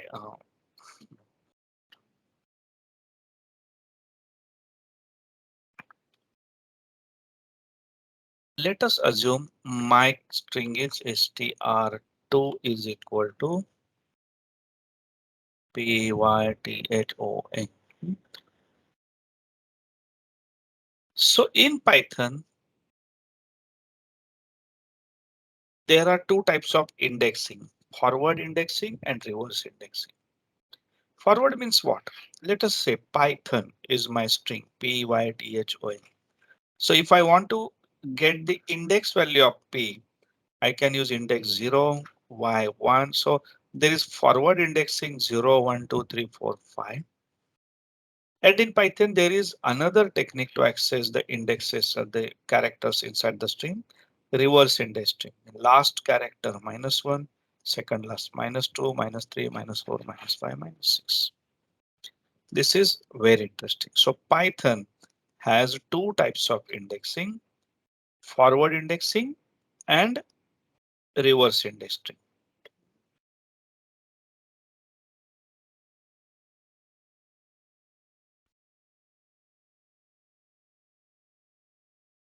So,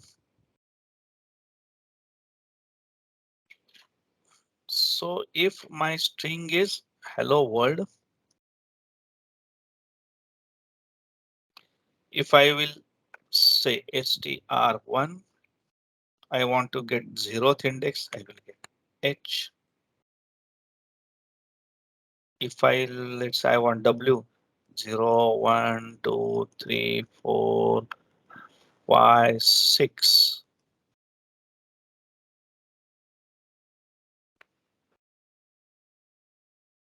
I will type 6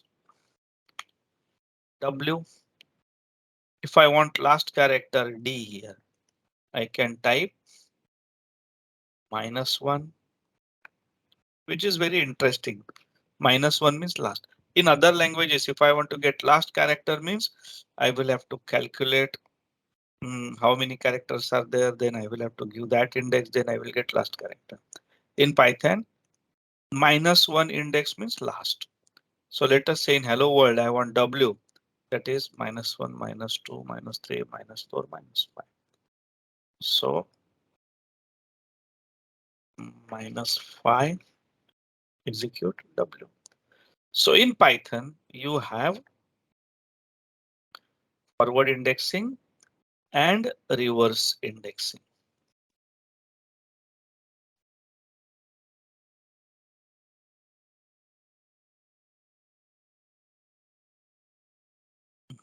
Okay.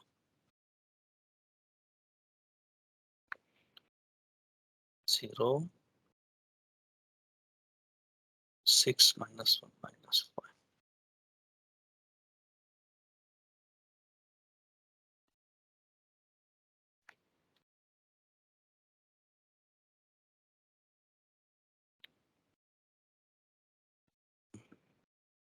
So in Python, very interestingly has got forward indexing and reverse indexing.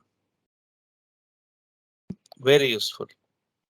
And you can use whichever way you want. Secondly, there is something called object slicing. Slicing means, let us say our string is hello world, str1 is hello world. I can say str1 from 0th index till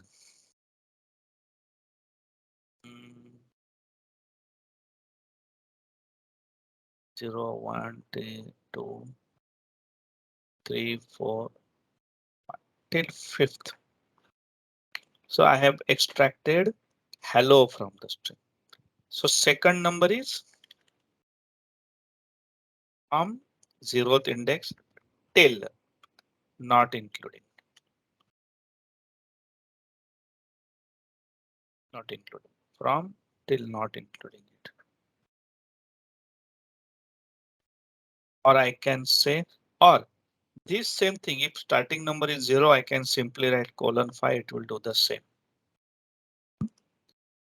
as object slicing.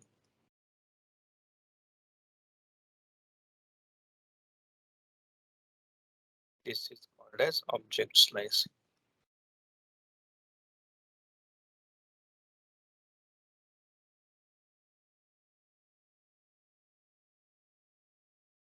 Same thing.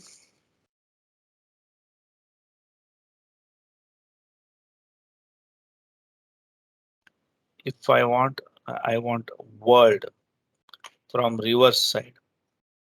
World is -1, -2, -3, -4, -5. So str1 from -5 till not specified, that means till the end. I have extracted word. So -5 means this, -4, -3, -2. If I don't write anything, it means till the end. So this is called as object slicing.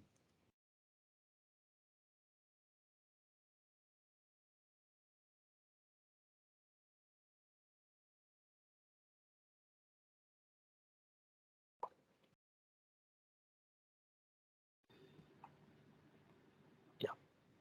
So this is very useful property in almost all data structures. In Python, there are other data structures like list, tuple, set.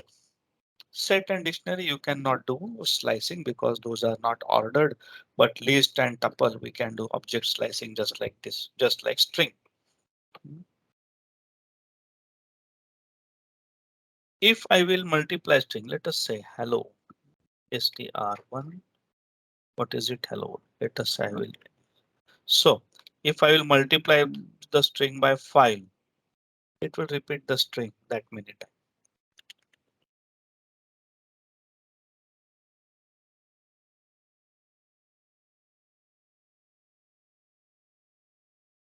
Multiplication operation on strings.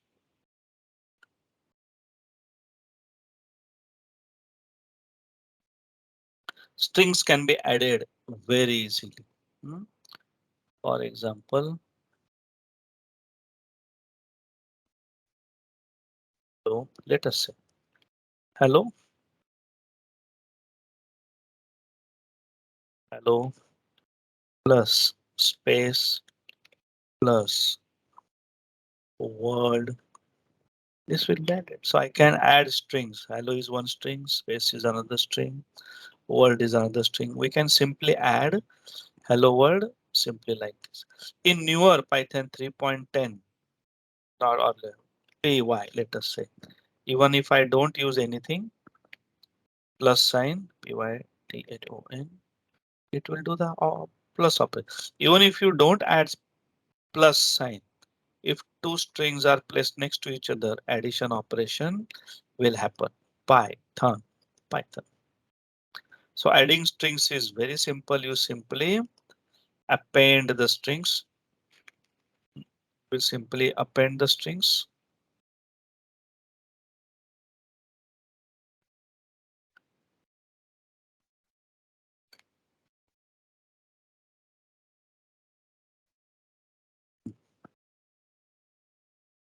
Hello world.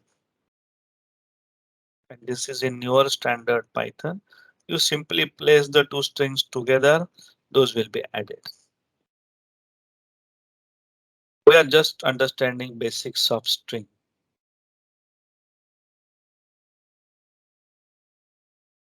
Next. Now we will see next in very interesting data structure, most used data structure, list data. Most used data structure in Python is list data type. Very powerful, very simple. Speciality of Python is simplicity and power. List data type is like array.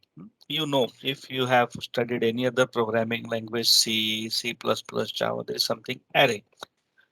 The power of Python list is it can contain any type of data. Normally array in C, C++ means array of integers, array of float, array of so and so different data structures. In Python, array or list can contain any type of data. So list will start with square bracket and there will be written like Malaysia 4, 5, 6, then 27.78. Just I've created one string, one integer, one floating variable,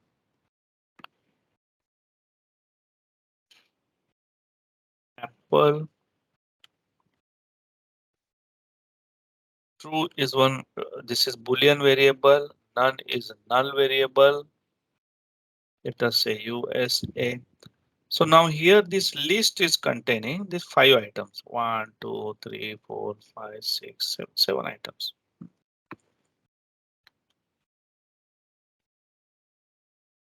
KL, just or Penang. So this list, so Python list can contain strings, integers, float, true, none, complex data types, anything, or it can contain other structures. So I will print the content. Yes. So creating array is just like declaring the integer variable. Just you can add you in the square bracket, add whatever you want to type. List is created. And what is type of this list? The list. So this list lst is object of the class list. Python is object oriented. So every variable you create is object of the class, certain class, depending on what data you have.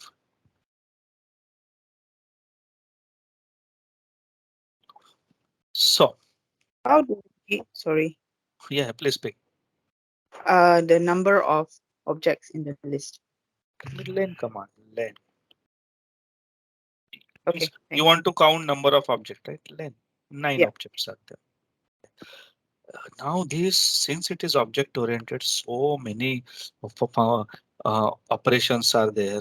Where is sorting? Now since these are mix of strings and numbers, if only numbers are there, we can sort them, we can find minimum, maximum, very easy. For example, asked, let us say these values.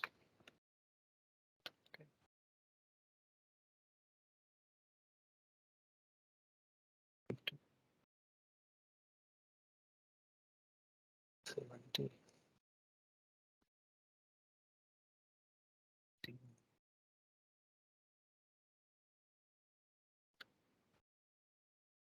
let us say this is my list. 26. Let us continue. So this is a list. It is length of this. I can do LST. What is sum?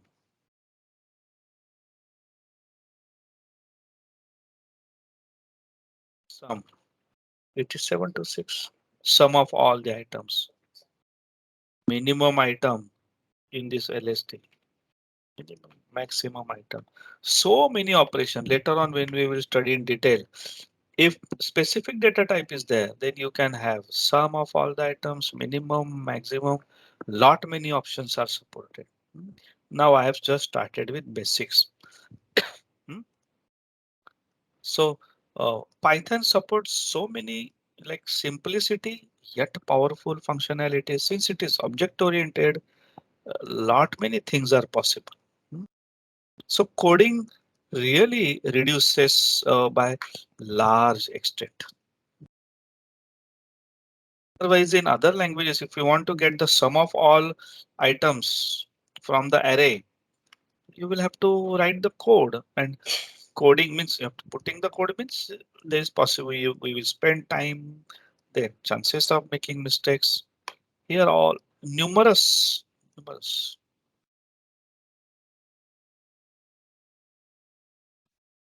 Hmm. So I just created now numeric list. So len, sum, min, max. Since there are strings, float, numbers, true, none. We cannot call this sum, min, max because adding string with number is illogical operation. We cannot do. But if only numbers are there, a lot many more things are there. Yeah. Sorry. Anybody has any doubt, question? Please let me know. Let us say if I want to get first item, what should be the index value? If I want to get Malaysia, I want to extract Malaysia from list. What should be index value here? Can you please tell me? Zero. Perfect. Zero. Zero. Yes, perfect. Zero. Zero will get me. If I, oh, sorry.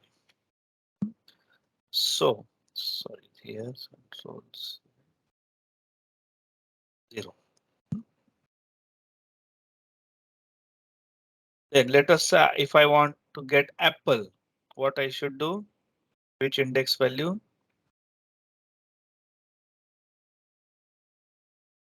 For extracting apple, what value? 3. Perfect. 3. Perfect. If I want to extract Penang, what I should type? Which index value? Penang. -1. Perfect. Hmm. There are two ways. One is forward indexing. It will be 8 and reverse indexing -1, whichever way you want. So most fastest solution will be LST1 -1 or from forward indexing +8. Perfect. So you can use forward indexing or you can use reverse indexing. It's your choice. Let us say the string, how whatever we use this in strings, string slicing, we can use the same. So LST, if I want from Malaysia till Apple in one another, I want to extract. So from 0 till 0, 1, 2, 3, 4. So 4. What is Malaysia? 4, 5, 6, 7, and this. Or same thing I can write. 0 means I need not write this. If I want to extract USA, KL, and Penang, what I should write? I want USA, KL, Penang. You can use reverse indexing, so it will be very simple.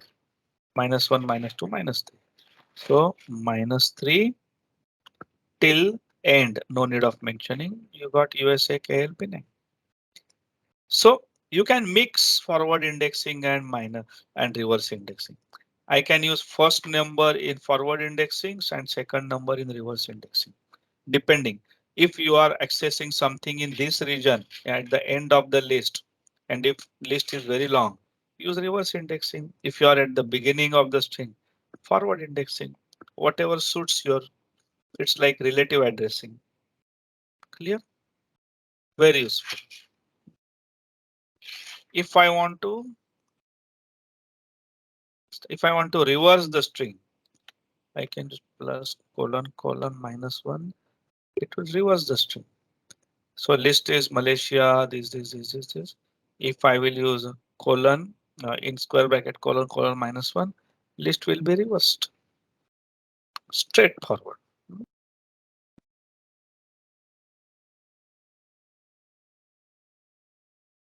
Since Python is object oriented, lot more functionality uh, can be supplied along with the object class methods. And that is one big advantage. For strings, converting to lowercase, uppercase, reversing the case, title case, capitalize, lot many things. Check whether that text is alphanumeric or only alpha or only digit, or is it punctuation. Lot many methods are there. Today in one day, covering this is beyond this. It's practical, not possible. I will just introduce you. All these things are possible. So that complex programming becomes very simple because of readily available methods. Next,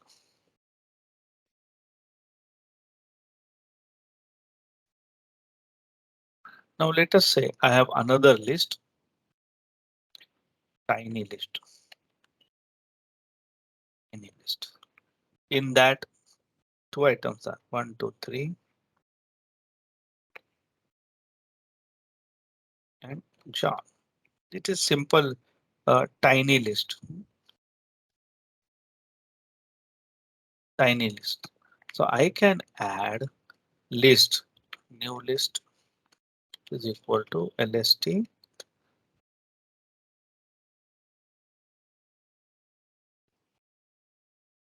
new lst plus tiny list.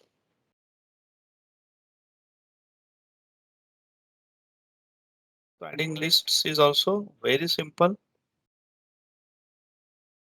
So it has added Malaysia 456, this, and Penang 123. So everything is added here. Hmm. Yeah. So adding the multiple list is simple.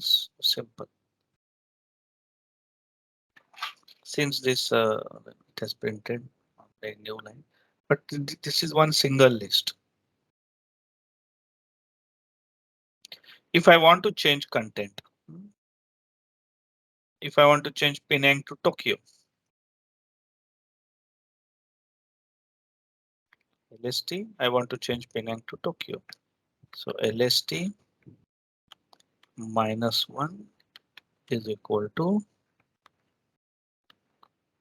Tokyo. If I check LST, yes, replacing any, so extracting any elements from the list is simple. Extracting slice of the list is simple.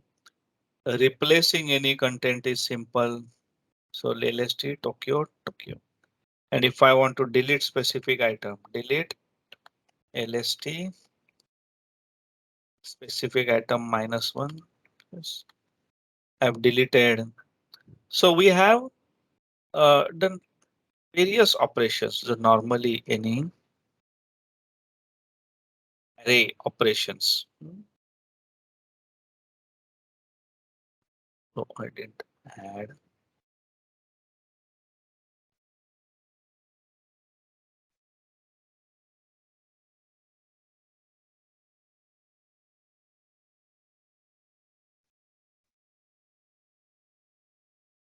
Then delete -1.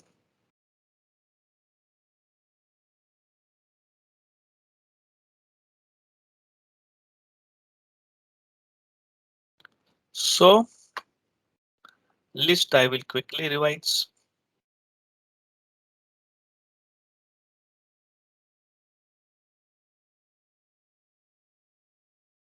So I created basic list which contains, it can contain only specific type of items or it can contain any string, integer, floating value, Boolean data type, none data type. You just whatever you want to put in list. All other languages list cannot but contain any arbitrary types of data. Specific types of data only can be copied. Then I can get the length of list by len command. If numeric list is numeric, I can get the sum, minimum, maximum. Lot many methods are there. I've just introduced this.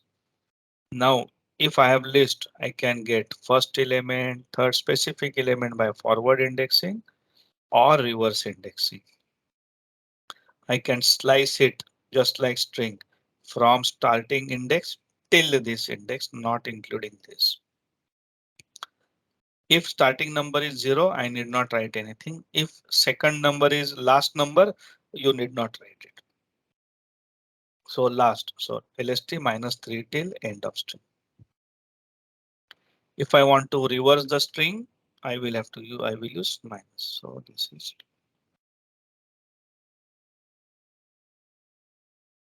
reversing the list, reversing the list. So colon -1 will reverse the string.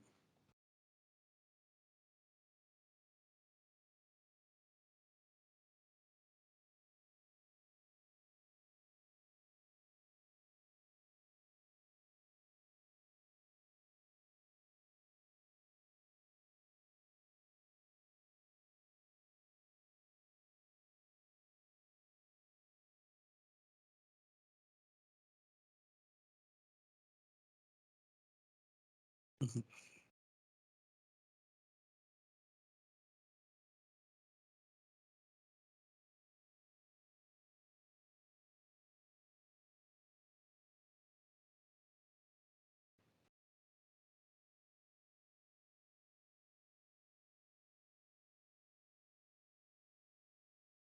Yes.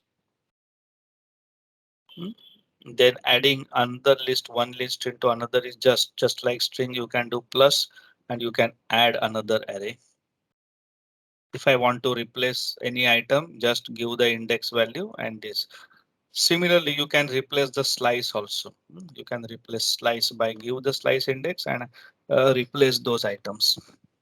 Or if you want to delete specific item, you can delete it like this. Better memory management. Later on, we will get into more details of this list. Hmm, List is very much used. Now, one more simple data type I will take tuple.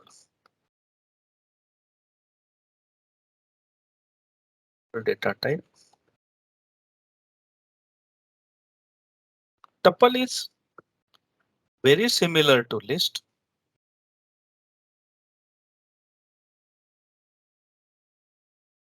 Very similar to list, but tuple is immutable. Immutable means this slicing, reading, all. Uh, Once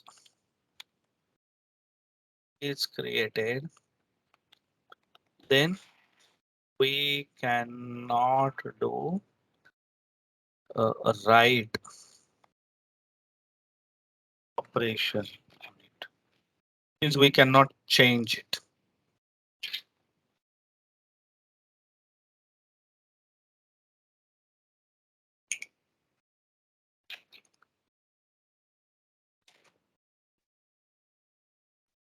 For example,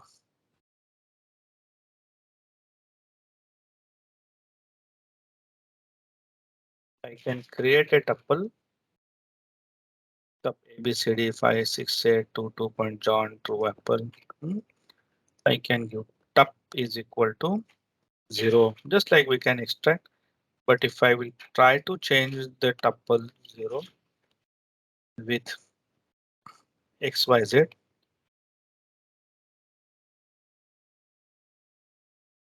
XYZ, it will give error. Tuple object does not support assign. The advantage of tuple is what? See, tuple has got all the properties of the list except making changes. It is, you can say tuple is a constant list. Since it does not need to support write operation, Python internally can process tuple faster, more efficiently. So if you want to improve the performance of your script, where you are processing millions of data items, millions or billions, in that case, if you are not going to make changes to the list, declare it as a tuple and process it. It will process the Python will process it much faster. Tuple supports more operations, but it is a bit slower as compared to tuple. So for performance, declare it as a tuple. If you are not going to make any changes, the script will run faster. Hmm, Yeah. So now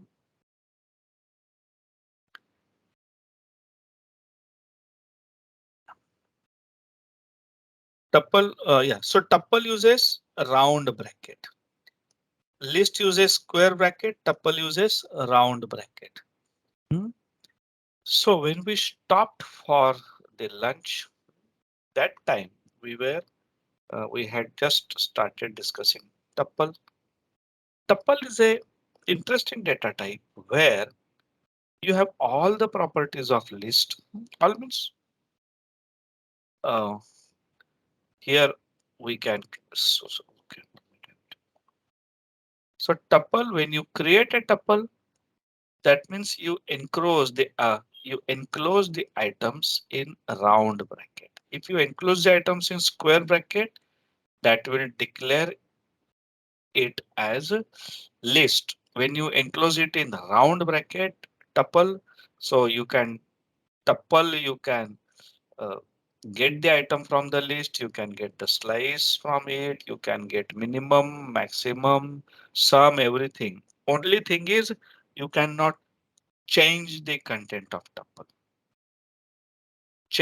So tuple is immutable. Tuple is immutable, and that makes the tuple uh, very fast. So tuple, if we are creating a list, but we are not going to change any content, then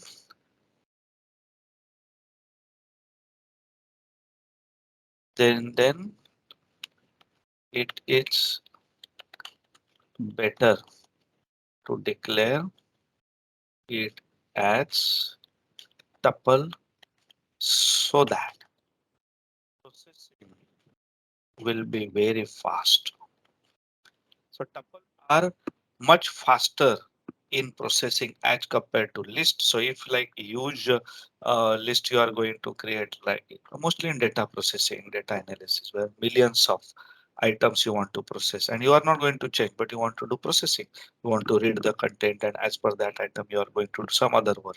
Then it is better to declare it as a tuple so that processing of tuple is much faster than list.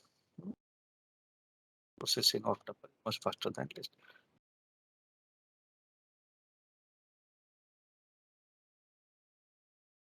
Tuple,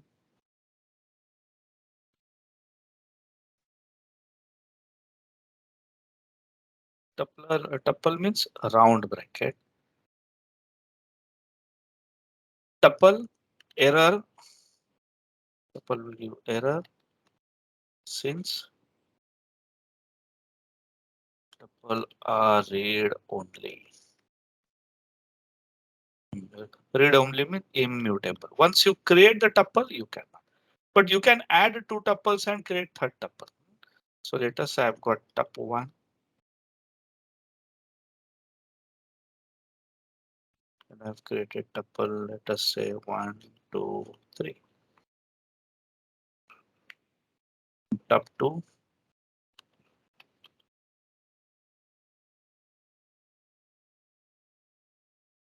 Singapore, Malaysia.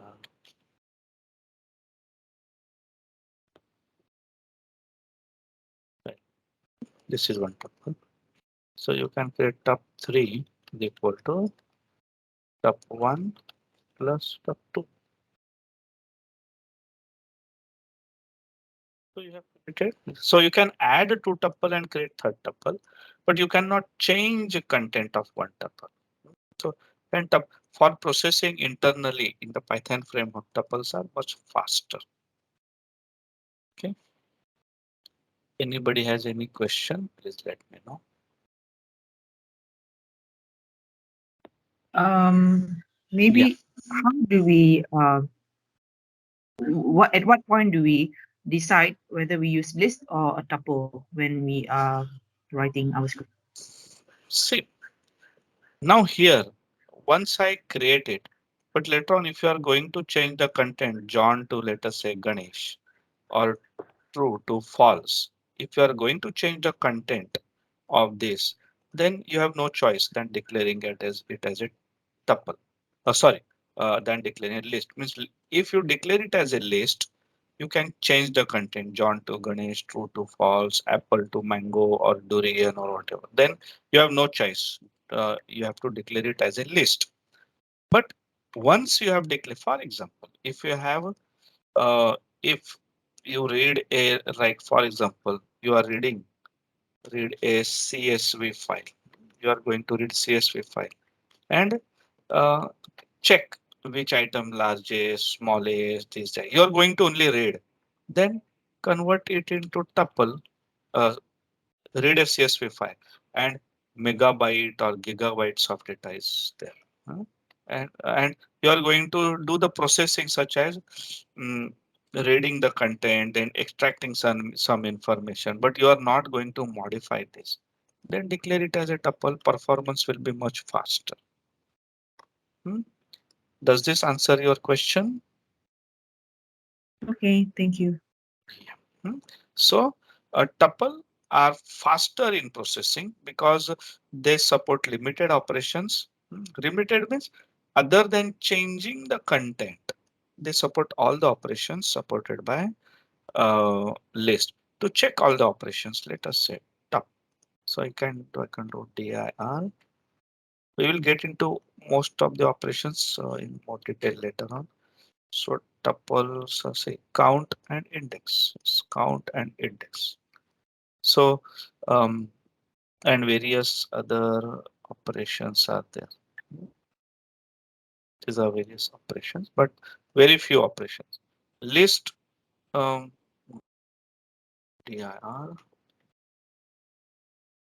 list. It will support append, clear, copy, count, extend, index, insert. See, insert also inserts item in the list. Pop will remove item from the list. Remove will delete the content from the list. Reverse means reversing the content of the list. Sort means sorting the items in the list. Copy. Clear means remove all the items. Append means add at the end of the list. So lot many operations are supported by list where you are changing the content of list. So such operations are not supported by tuple. So you can take and see here in list so many extra operations are supported, and in tuple just counting the items and indexing and regular slicing, etc., etc. So I will say if you are going to manipulate data in the list, declare it as a list, but you are going to, for example, in the for loop, we have not yet content for item in. If you use tuple, so tuple, you are not going to change in for loop. You will be just reading the content. Declare it as a tuple, so items will be processed faster. Because in for loop you just get read one item, process it. So for loop, if you are passing your tuple as a input or a um, collection to the for loop, that tuple will be better because you are not going to change it. Okay, now I will explain next interesting data structure, set. Just set is another interesting data structure.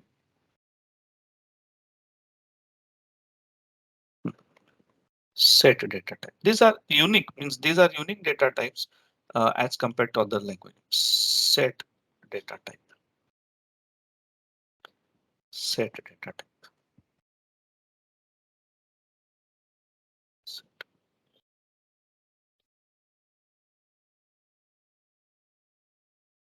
Set. So set, while creating set one, you will enclose data in curly brackets. So square bracket means list, round bracket means tuple, curly bracket means set. The set has got very interesting property. 10, let us say my data is 10, 25, 30, 25 second occurrence, 10, 10, 30. And if I will check the content, set data structure removes duplicate items. So it contains only unique items. So if you have a list and it has got thousands of items, and in that hundreds of items are duplicate, and you want to filter all duplicate items, just convert it to set and get back to list. All duplicate items will be filtered.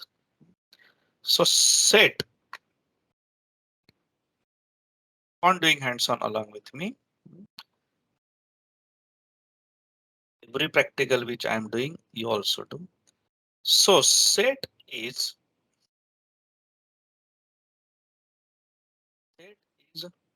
unordered uh, collection which does not contain, which contains unique items. Means unique items only. So duplicate items are removed. is an unordered collection which contains unique items only. And set contains set theory. You must have studied in school college set theory operations. We will see operation set theory.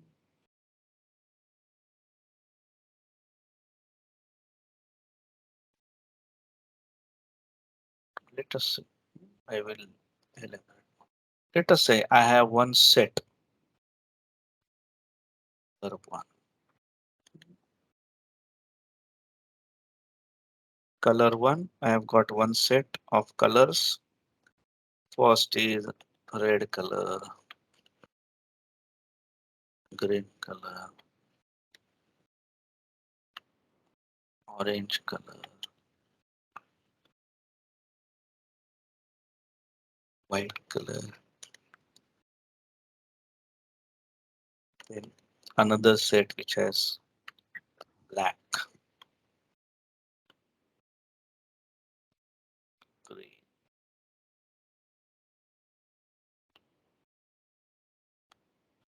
white, pink, pink. So I have got one set which contains these colors red, green, orange, white. Then I've got another set that is color two which contains black, green, white, pink.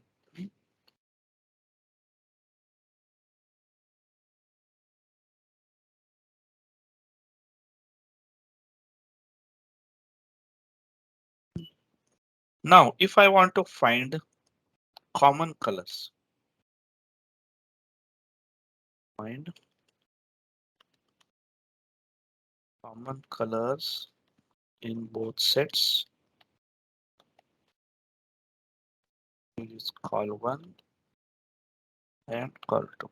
And and operation will filter out green and white. These two colors, green and white, are common in both sets. So this set has got it's supporting different types of operations. Set theory. Find intersection of set. This is finding intersection of two sets.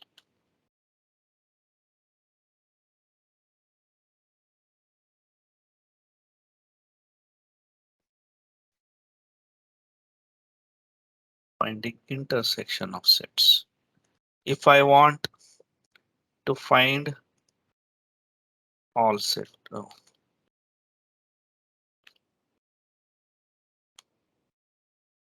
find a union of to find to get all the colors from both sets. That is find union of set.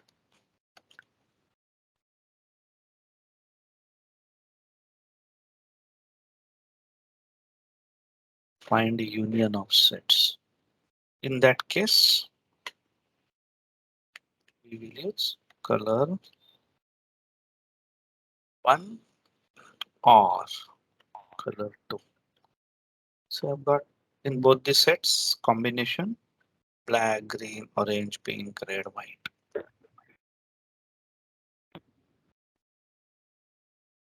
So you can get union of both sets. So it is set theory, set theory, set theory.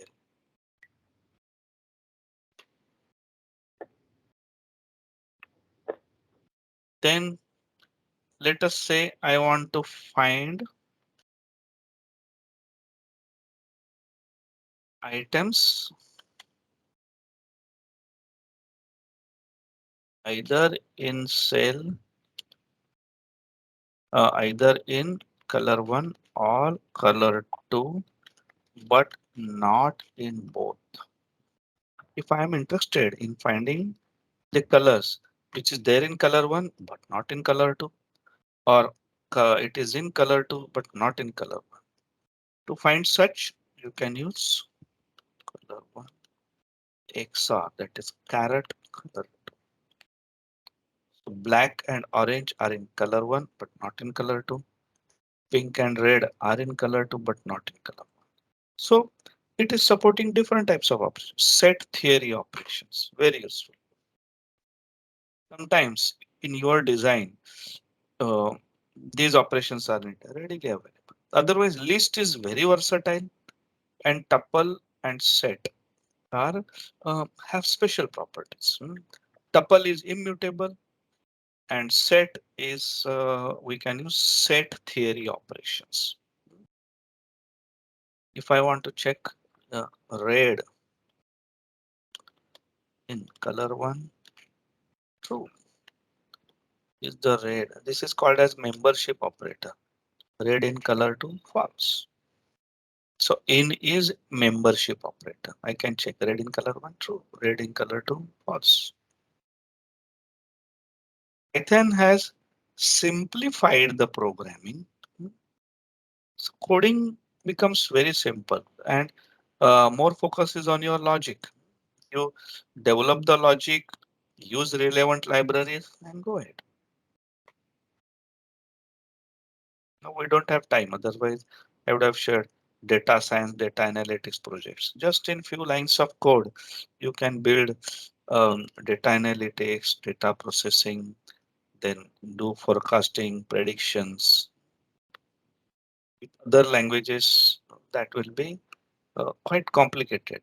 But with Python, because of powerful libraries, things are simple. Yet there are many more things.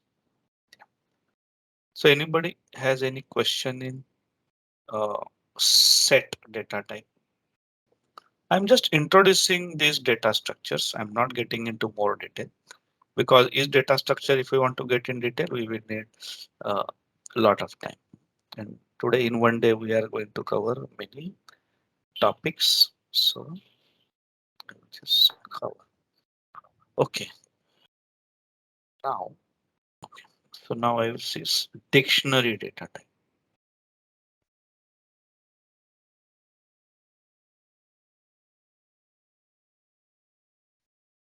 Dictionary data type.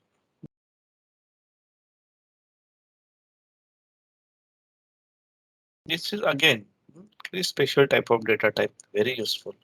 These are similar to uh, associative array. To associative arrays or hash uh, found in Perl language. Perl.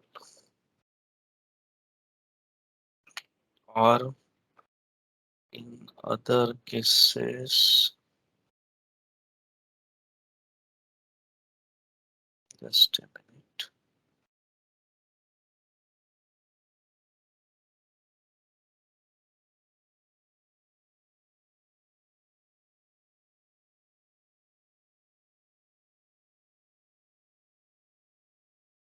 Just a minute. I'm just finding explanation. Yeah, okay. And similarly, in Java, there is similar structure called hash map or map, or in C sharp, property banks.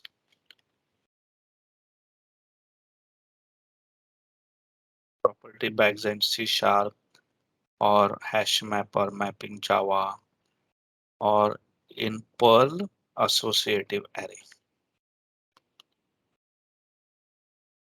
Associative array or hash.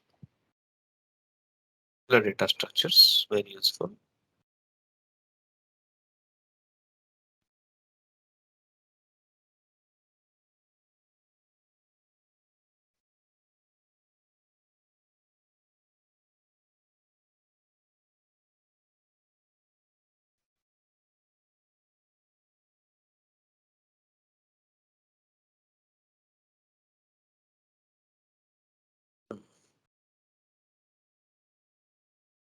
See where tuple is used on the web. Web means you are talking about web development, means web apps. Are you talking about web apps?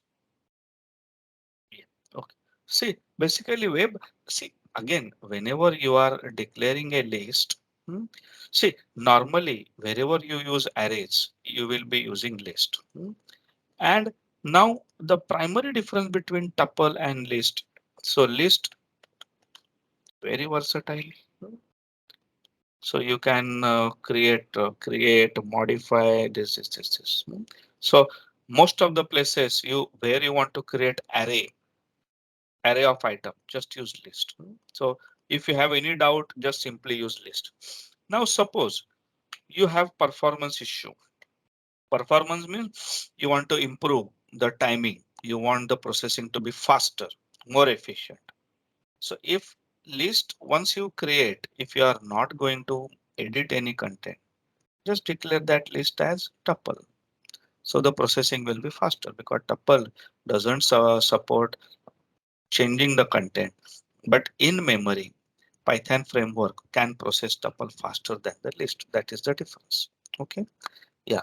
Second, Liu Kin has asked, how do we retrieve particular item within the set?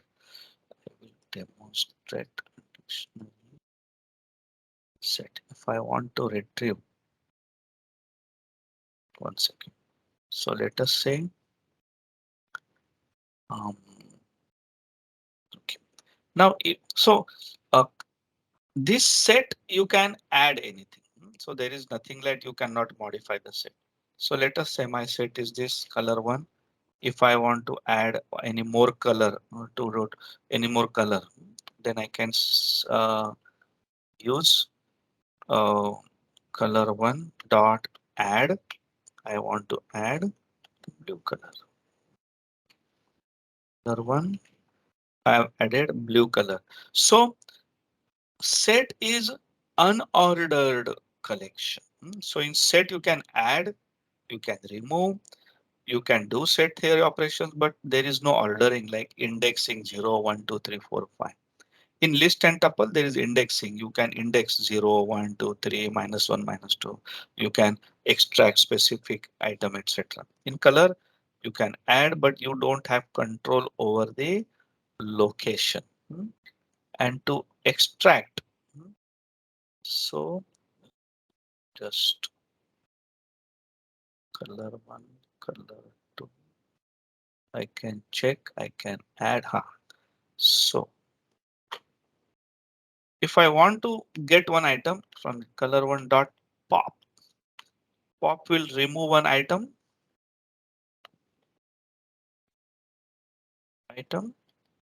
from the list from the set. See, it has removed red from this set. So pop will remove an item.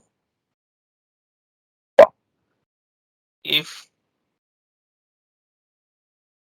let us say if I can get specific item, pop. mm, uh, no, you cannot get specific item. So pop will remove one item and that we can process. If you want to remove an item, remove means discard. So you can use color one dot remove. So that item will be removed. Blue color. See, it is not variable. So I'm doing close interesting. Blue is removed now. So I can remove by remove command. Pop will remove and that item will be stored in the variable item. I can process it. Remove will simply remove it. So pop is used for getting one by one item. If I want to update any item like orange, hmm, orange to yellow. So I can color one dot update. Can update.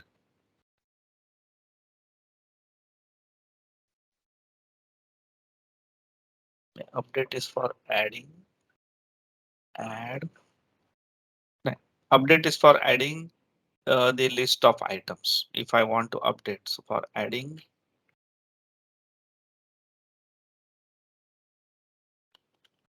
list of items, this method.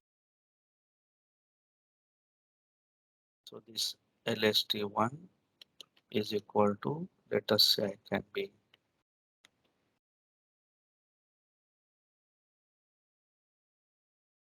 purple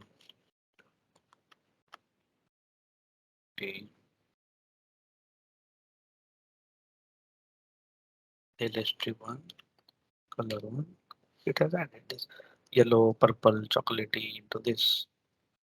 So there are different methods, but different variety of methods are there set there.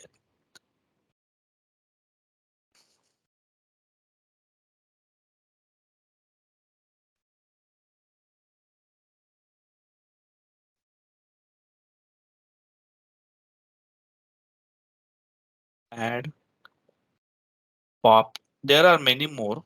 I have just introduced since we have limited time and lot of topics to cover.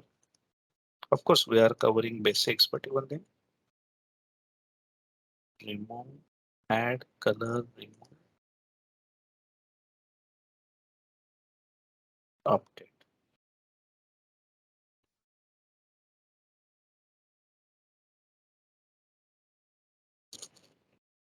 So, anything else? Add, if you want to check how many operations are there, first of all, to get more information about any method, we'll say pop any method, shift tab, remove and return and arbitrary. Arbitrary means you cannot specify which item you want to remove. Raise key error if set is empty. Remove. Remove an element from a set, it must be a member. Update. Update a set with the union of itself and others. Then if I want to know how many operations are there, dir color one, add, clear, copy, difference, update, discard, intersection, is disjoint, is subset, is superset, pop, remove, union, update. These methods are supported by set. Basically set theory. We used AND operator, but for that you can use intersection also. This is the method. Uh, Function is there. We use AND. Uh, or for union method is there. We use pipe operator like that. Okay, we'll start with dictionary. Anybody? Isabel, I think deer and deer list will be useful for me to check. Yes. So deer is very handy. Even if I am using, I will check any data structure I have created and to know which operations are supported, which not. I will check deer because even different Python versions, I may get something new, something obsolete, and you cannot memorize everything. And in development, it is not expected that you will memorize everything. Your concept should be clear. You must have understood the things. Take help of all the help tools there. So you can use there and you will get how many operations methods are supported. And in Jupyter Notebook and good IDE, you can just shift and tab will give you help. Shift and tab. Okay. Remove to specific item to remove, it will simply remove, but you cannot remove and get inset directly. You cannot get specific item. The question asked by Liu C. King is inset. You cannot get specific item. For that, if you want, if you are really interested, then you will just get which item you want and then remove it from there. So you want to add also and you can get the item, and so you will have to combine methods. You will have to combine. In list, every operation is very simple. Tuple, set are specialized operations. Next. In the step, the remove operation, are you able to use index? No, set Okay. and dictionary are without index and unordered. Hmm. So dictionary is even set and dictionary both. So dictionary is also collection of uh, key and value pairs uh, which are unordered. There is no order like indexing. So indexing means there is order. So they are unordered. So whenever for extracting element in dictionary we will use k, but in set there is no order. So you cannot use index. Good question. Hmm. So Thank you. set and dictionary are unordered. Set and dictionary are unordered. That is no indexing. Indexing. Next. So we will create dictionary items and we will get into more details. Of course, every data type I am just introducing.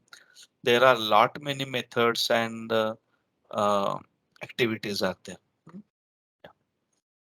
And we are not writing script for every item testing. Okay, so dictionary. So we will create dictionary. Let us say I'm creating dictionary dict1 example. So I may create who is the vendor.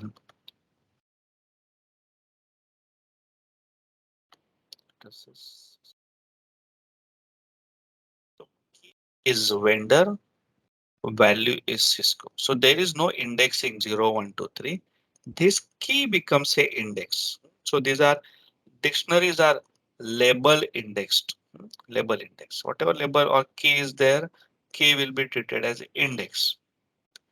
Then which model? So index value is model.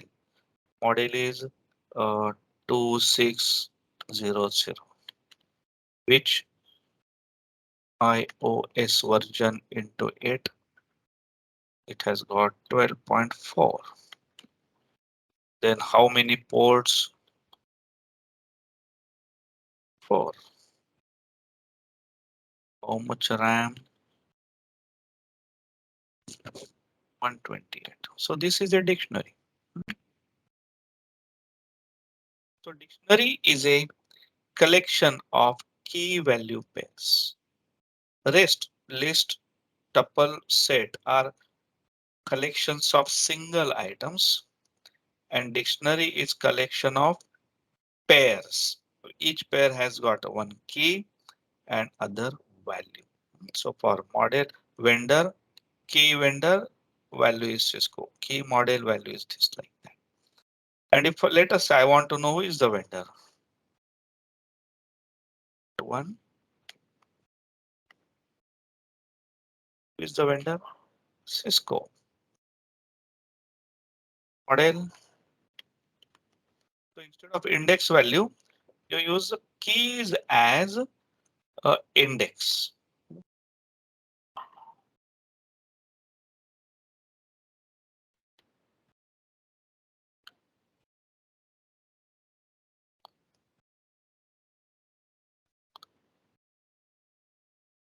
Do testing along with me. Take one vendor one.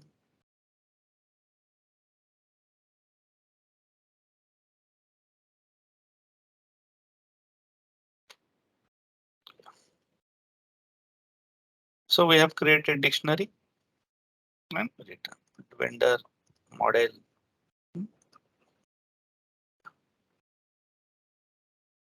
Anybody any question doubt? Please let me know. Or I can check. is there, I can check whether certain key is present. Is iOS key present in dict 1? Yes, true. Is Linux in dict 1? False. So this is membership operator. We can check the key.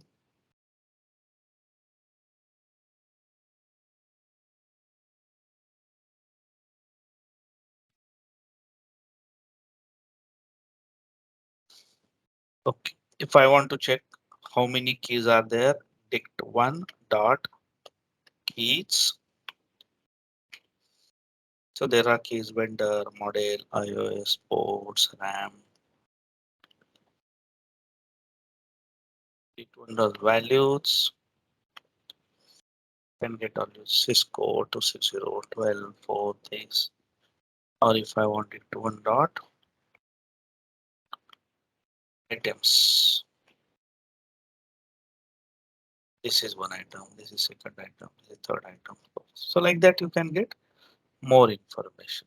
This is very and every data structure you can have list which may contain dictionary or index or in dictionary a value can be a list. So you can nest, you can do nesting of list, tuple set, and you can create very powerful data structure.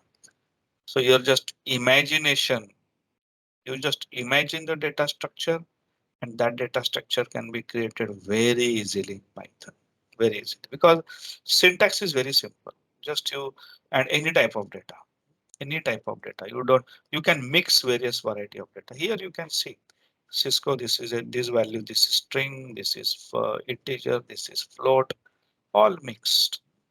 Very easy, no restriction because object Python is object oriented and every object is created by reference and references can be changed on the fly easily. So dynamically changing data types. Anybody, any question in dictionaries?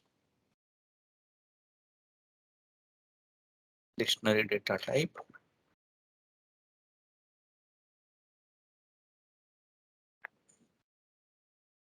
So it's Um, yes. Yeah, please pick. how do we change a value in one of the keys? Yes, yes, very easily. I will just show you. First, I will just copy this.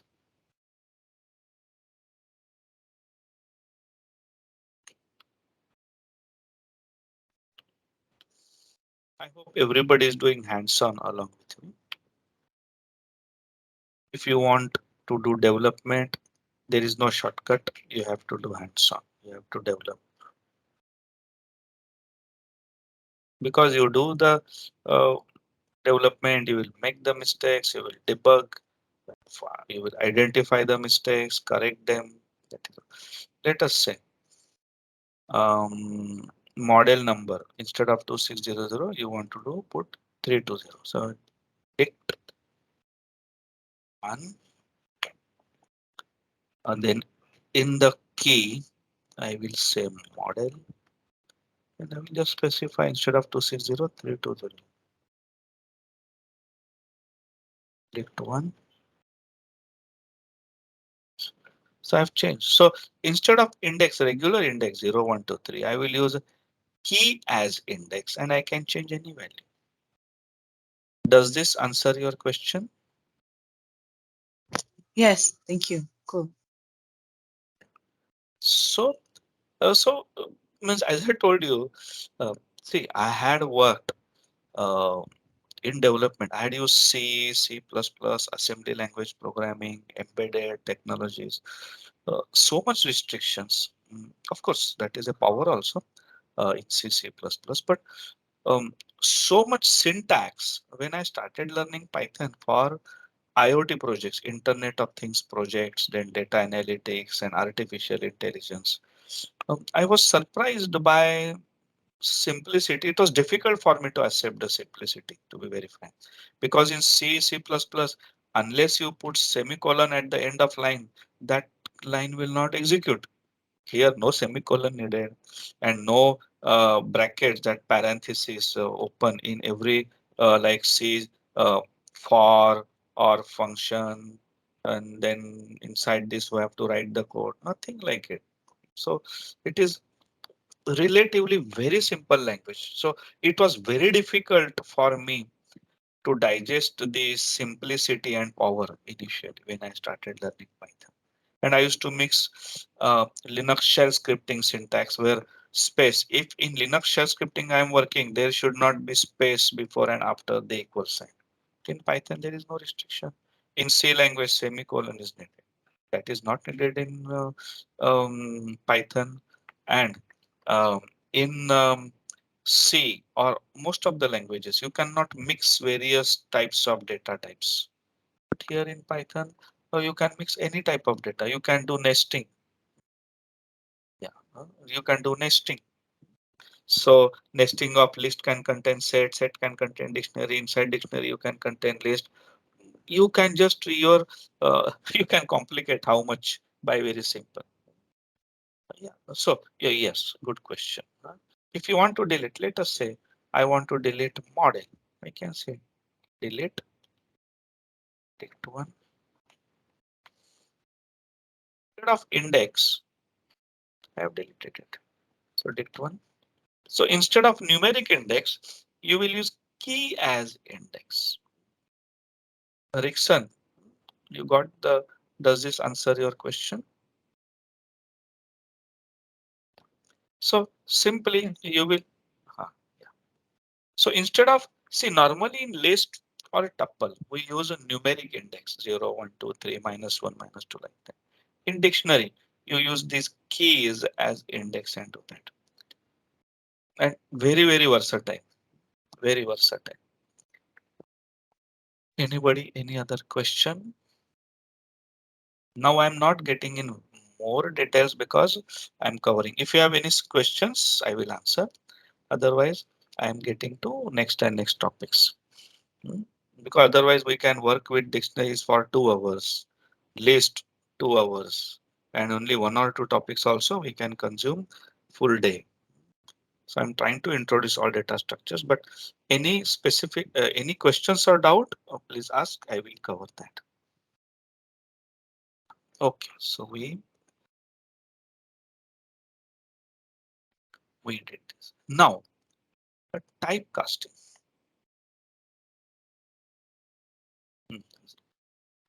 Typecasting means converting a data type from one data type to another typecasting. Let us say I have A is equal to 100. So since 100 is enclosed in double quotes, it is a string. If I check what is the type of A, it is a string. And if I want to convert it into number, A is equal to mm, int. Int is a typecasting operator. And I will use A. So I have typecasted A to integer. And if I will check now type A, it isn't. So I've typecasted string to integer. So like that, there are operators int, then float, string, what data type to list. I can convert tuple to list, or I can convert uh, list to tuple, can convert any collection data type such as list and tuple to set. All these are uh, typecasting operators. Well, data type,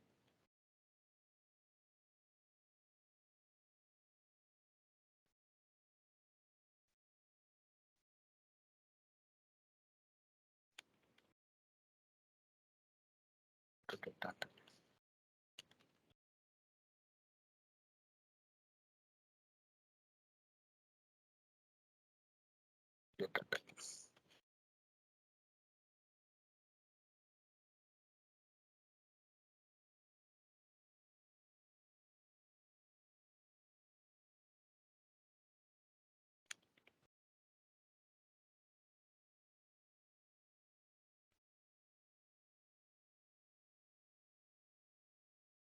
Hmm, in this.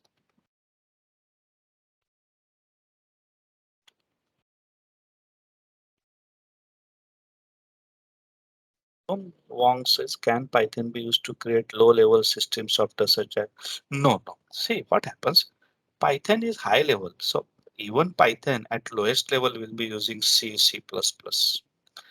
So Python at lower level, Python. So lowest is say microprocessor assembly language is the most flexible for operating system. So but writing code with assembly language is very difficult. So C language.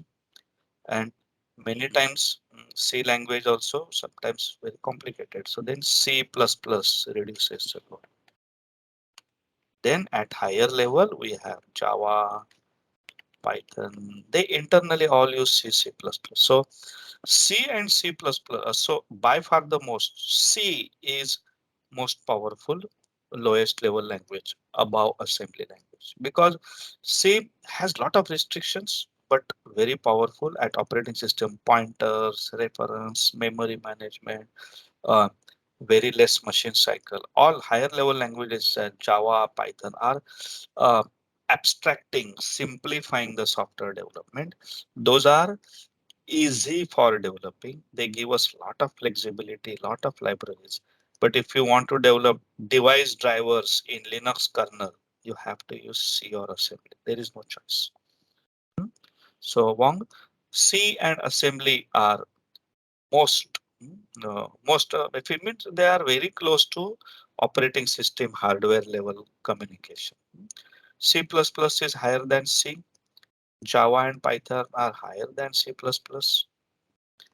The advantage of Python is in artificial intelligence data processing. Python libraries are internally calling C, C++ libraries. So you get the power of C, C++ in Python. So Python can use other language libraries.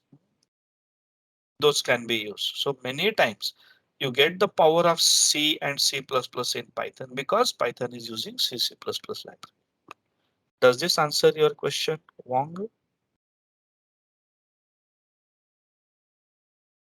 So there is no substitute to C at lowest level. At lowest level, like in uh, Linux operating system, you want to write device driver. There is no choice. You have to use C. You can not even C++ also. So at operating system level, at lowest level, the kernel layer which is communicating to hardware, you have to use assembly or C. If you can use assembly, that is the best, but it's very complicated to use assembly. So C language compilers will convert to assembly language. Java and Python are fairly high level languages which are simplifying us just like this. No semicolon needed, no data type, but that comes at a cost. Um, uh, Few machine cycles will be more spent. But nowadays what happens? Time of developers is more costly. And nowadays hardware has become so fast. We and storage also has improved so much. There you do not worry about few bytes are spent more or few machine cycles are spent more, but quickly developing software and deploying and going to next version has become more important than developing highly optimized kernel.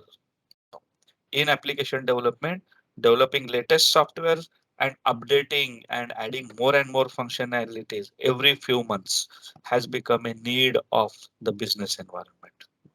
In that case, Python, Java, high level languages are very useful. Anybody else? Any other question? Let us say if I want to convert dictionary to string, this dictionary we had created, dict1, dictionary, dict1, I will type dict1. It is a dictionary. Dict1 is a type dictionary. I will say now str1 equal to str. Str is a keyword. That I will type dict1. Then str1, it is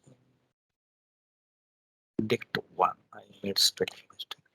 So this is a string. See, enclosed in double string. If I will type what is the type of data structure str1, it is string. So I converted dictionary data structure to string. So like that, of course, converting string to dictionary is not possible. For that, you will have to use JSON library. JSON library, if you, of course, in our 3 days, 4 days training, I will cover many more things like handling CSV file, handling TXT file, handling JSON file, data processing, all those things. There you will convert. So converting to string is done easily by JSON libraries. You can convert dictionary to JSON string and you will send across the network.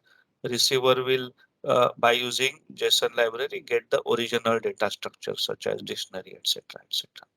Simple typecasting does not have power to so I can convert dictionary to string, but I cannot convert string to dictionary. Cannot be covered. Cannot be done. Right. Let us say the dictionary is not typecasting. So you can convert. One is by JSON string to dictionary, but it's not so. JSON. One is JSON, other is AST, and by using different. So it is not straight typecasting is not possible to convert string to dictionary. We will have to use JSON or other different libraries to do that. Hmm. If anybody has any other question, please let me know. Or I will proceed to next. We will start with now decision making. So before decision making, there is one important topic, one function called range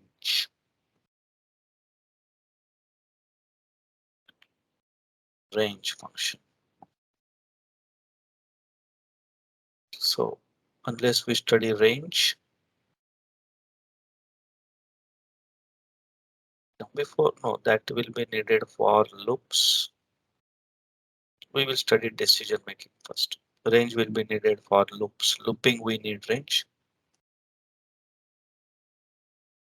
If decision making, if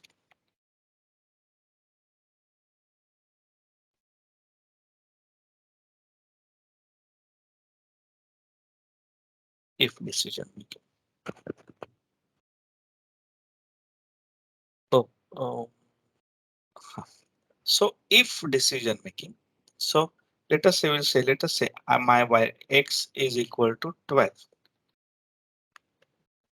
Now, if I want to, if x is greater than 10, print x is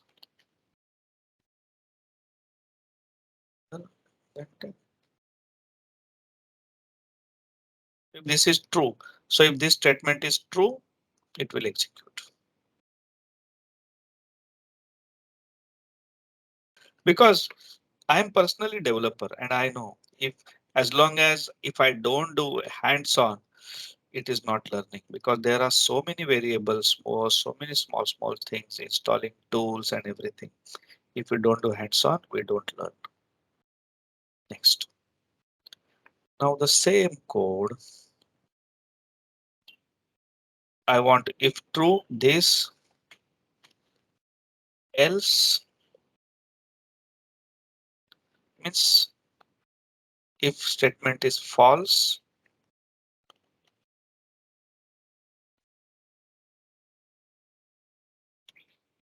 x is smaller than, say if I will use 5 here,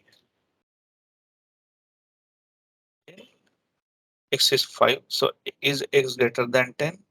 If true, this will execute, false, this will execute. So no curly braces or anything.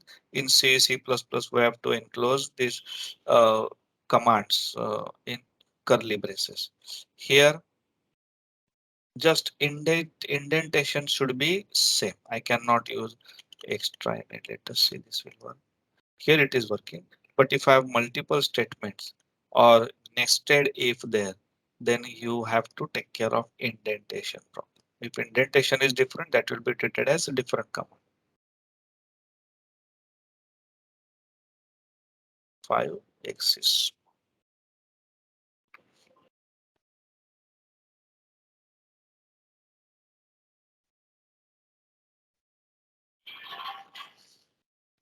then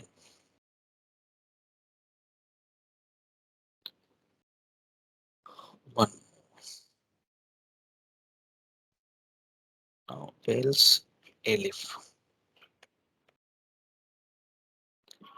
So if you have more than one decision making, if x is greater than 10, x is less than 10,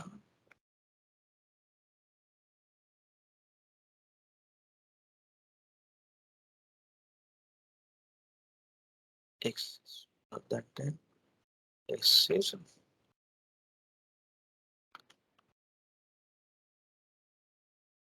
So here if x is 5, elif will work. If x is equal to 10, equal to. So you have if, elif, else.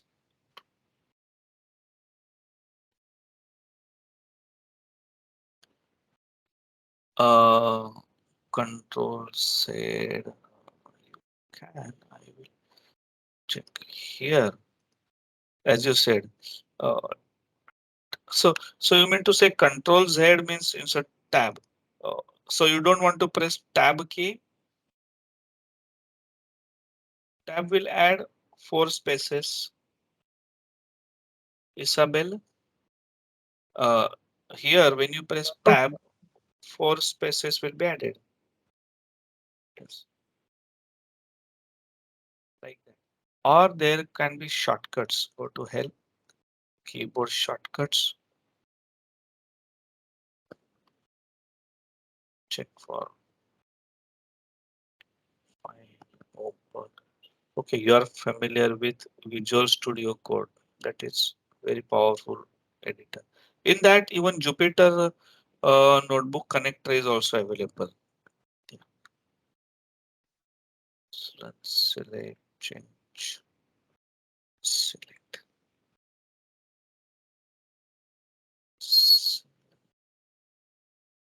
Indent.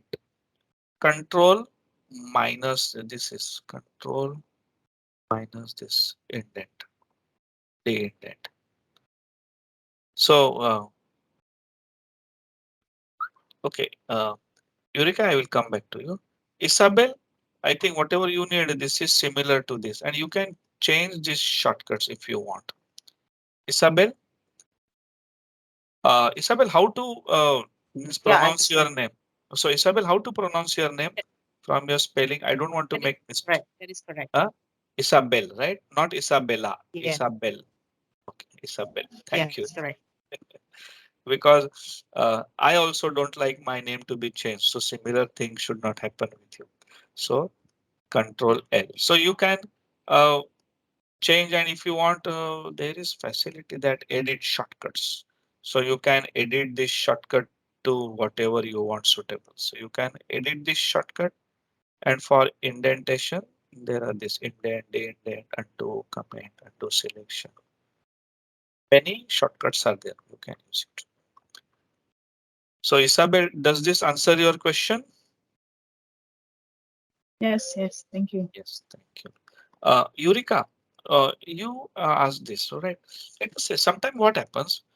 Uh, See here what happens if something is true, this will execute, else this. So there are only two conditions, but sometime uh, let us say, if this if city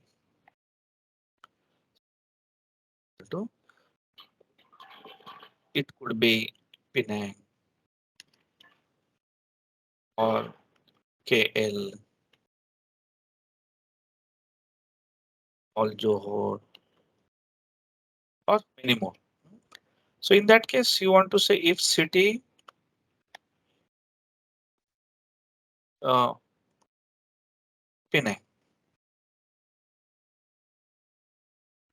if city is equal to Penang, then you will have certain commands to execute. If city is equal to KL,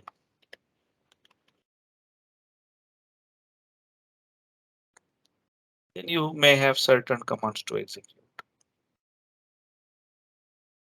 Like that, you can have elif, elif, elif, n number of times elif.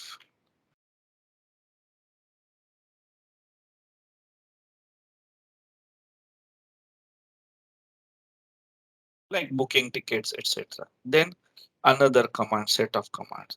Else your city is not found in not found.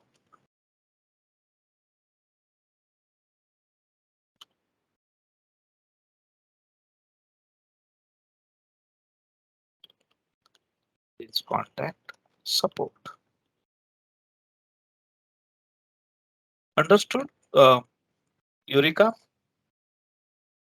So elif is for multiple expressions.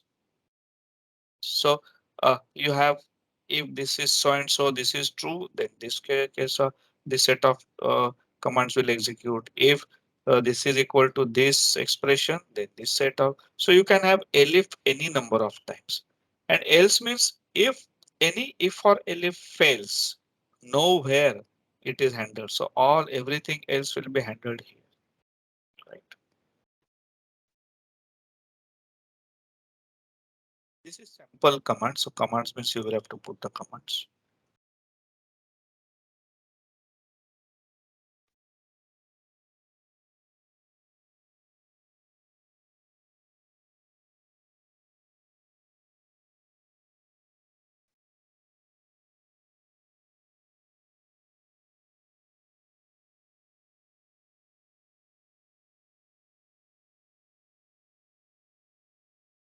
Okay, interaction with user with input.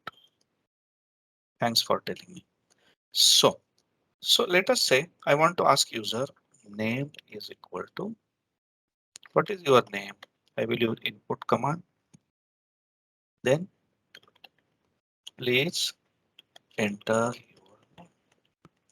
I want to ask user, please enter your name. And I can let's print.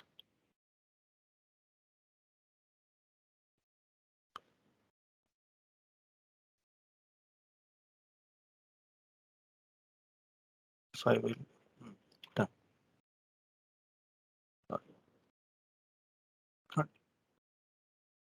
I will only type Ganesh. So whatever I have typed will be stored in the variable name. And then I will just print your name is. This is user interaction. So you can ask user for any details which you want to process. Now only one thing is there.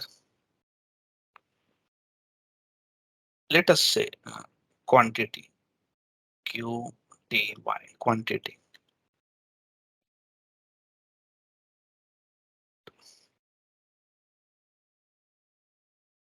is enter uh, quantity purchased. How many items? Let's say I have purchased 5 items. So QTY is 5. But if you check what is type of QTY,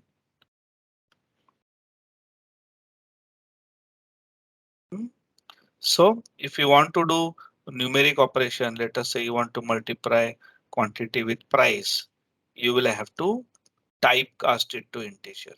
So whatever you enter data, whichever data you enter data by using input, you will have that will be taken even if it is a integer value, floating value or anything what you type, Everything will be stored here. Input returns everything as a string. Then you will have to typecast it. Yeah. So I want you to do one assignment. Assignment. Create a script calculator 2.py. Calculator 1 we had done, right? Yeah, calculator 1 you had done. Now create a script calculator to py and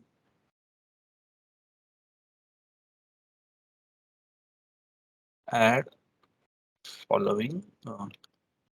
What it should do, ask user for two numbers. So again, I will give assignment 1 and assignment 2. This is assignment 2.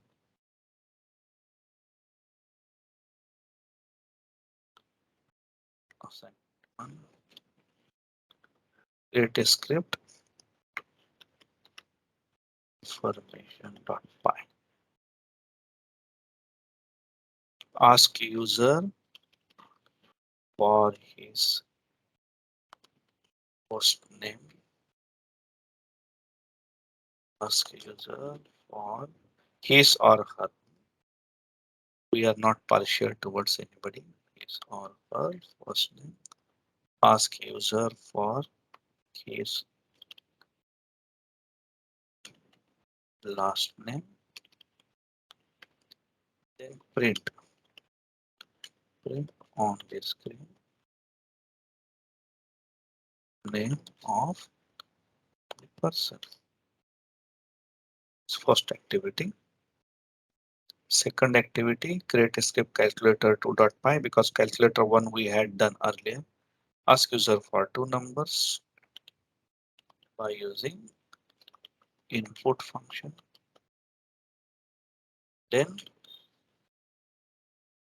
that activity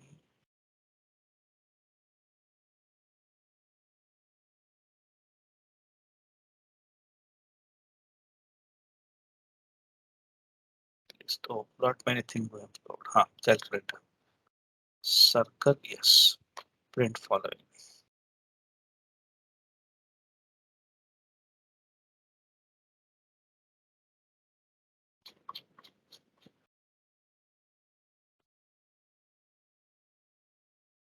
So notebook.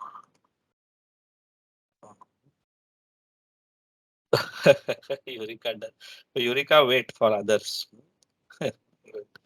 Assignment 2. Ask user for two numbers by using input function. Print following addition of two numbers, subtraction of two numbers, multiplication of two numbers, division of two numbers. Procedure, develop script by using Jupyter Notebook. Test and save to dot by using Spyder.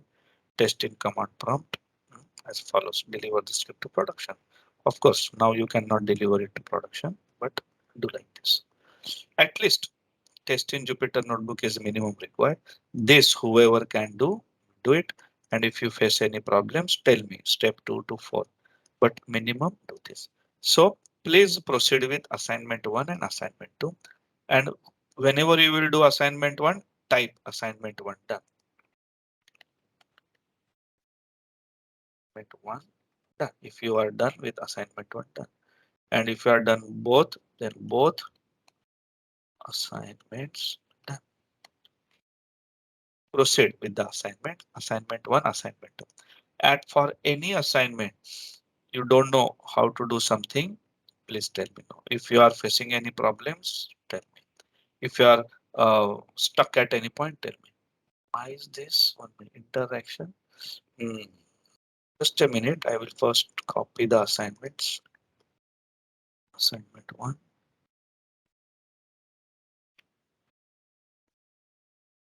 Then assignment 2.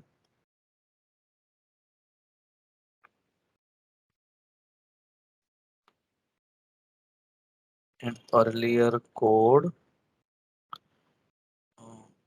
quantity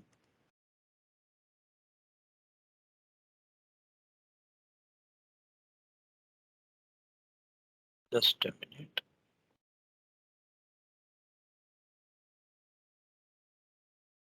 Yeah, done. Okay. Jupyter Notebook has gone into the loop waiting for input. Somewhere something has happened. Can you click to the tab kernel? Please click the tab kernel. Click to the Okay. kernel, then restart. Restart the kernel. Restart. Oh, Restart. Restart the kernel. Restart. Wait, let it kernel started. Then wait. Don't execute. Then it will be ready. Done. Okay. Now can you execute that cell? Name is equal to input. Yes. all right, Type it's name. good now. Thanks. Type name. No, type name. Don't leave it empty. Otherwise, Uh, again that will just type anything. Enter. Enter. Yes. If you don't type anything, then that cell will be waiting for data. right, thank you. Huh? Okay. Good. Yeah. So when you face the problem, immediately you ask me. Don't wait for a long time, huh? Because your time will be wasted, right? So, mm, anybody else, any other help? I will share my screen, which I normally forget.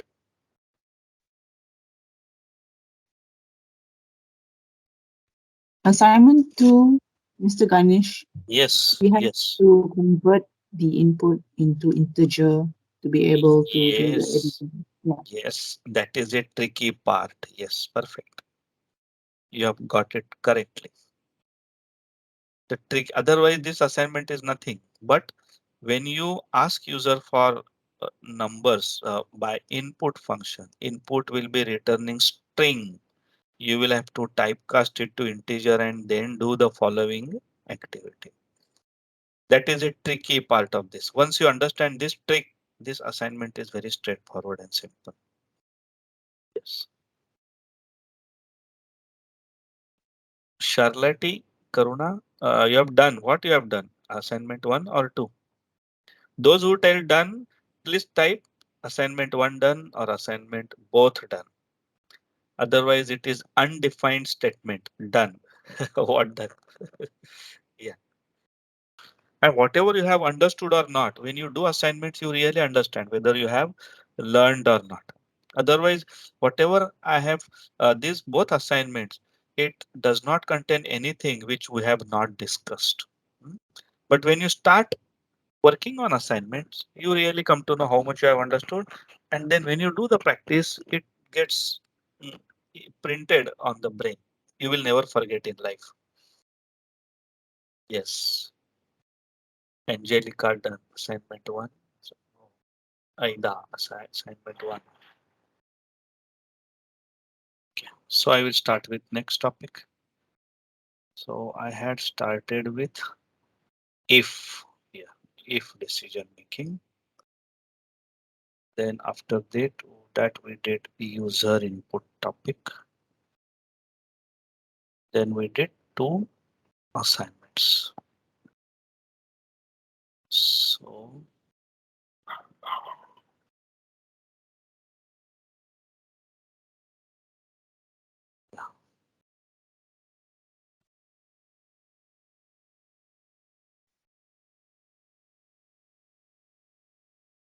now this calculator has got many to do functionalities to do, but those are not, we have not yet to do in this calculator script. First, we should validate if entered number is valid number. For example, if somebody will type instead of number, I will type Ganesh, it should not work. Hmm, that. Then if and number is 0, then division operation will fail. Hmm, floating point error. App will crash. We should validate.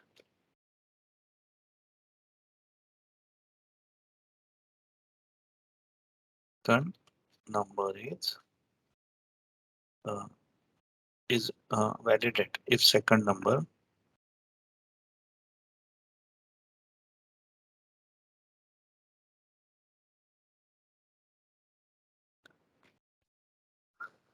then if anybody will press like Control C, Control A, or any other case, our uh, app should gracefully exit. Of course, all these topics we have not covered, but all these to-dos are there. Lot many things. Then again, infinite, endless while loop,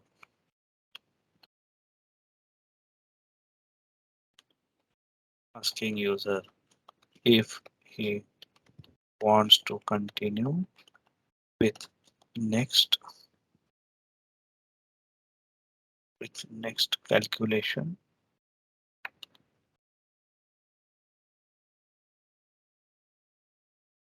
or he wants to exit by typing. Such few things have to, can be added. Not now. There may be many more things, but we should be aware. Currently, we are assuming user is entering valid number. Then we are doing the division operation. If we divide any number by uh, 0, answer is infinity, and infinity is not possible. Hmm. So for mathematically, in reality, in world, sky is infinite, number of stars infinite, so many things. But in calculation, in our computer, we cannot uh, divide any number by 0.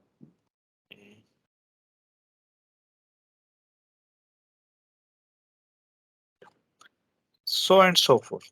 There will be. Yes. So I will proceed further.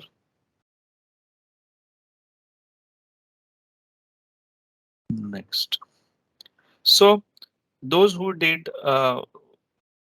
anybody faced the problems while um, doing these activities, or anybody is facing problem now and if they don't know how to complete?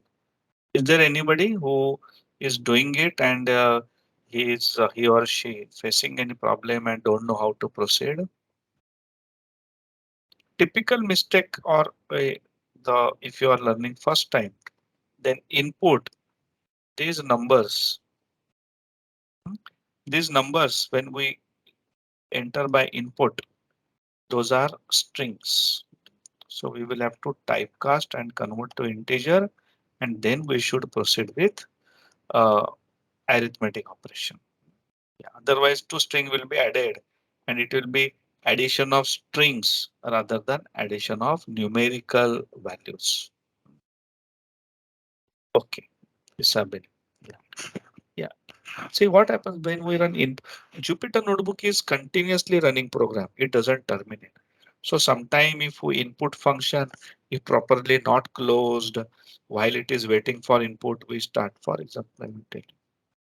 Let us say name is equal to input is enter, and I have started it. I'm waiting. So and while it is waiting, I start typing data into next cell. A is equal to 5. A is equal to 10. Now my Jupyter notebook. Now this is going to wait. So now I have not entered data in my input statement and I have started typing in another cell. So since Jupyter Notebook is waiting indefinitely in this input string, this can you see star here? That means Jupyter Notebook is waiting and I have typed. So Jupyter Notebook, whichever statements you will type, everywhere you will have B is equal to 30.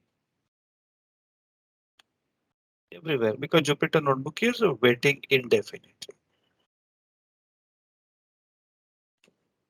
So I have to restart the kernel, then things will happen. Okay. Ping, it shows a wrong cal. Uh, can you share your screen? Yeah, I'm not sure why it should be equal to 3, but equal to 4. Can you share this? Okay, I will check. So input one, number two, A is equal to int num, B is equal to num2. This is interesting. Uh, can you, we cannot say there is a ghost or demonic powers are there. We cannot. Can you share your screen and do in front of us? Uh, uh, All we right. cannot expect miracles. Yeah. This will be very Okay. interesting. Uh, yeah, please. Okay.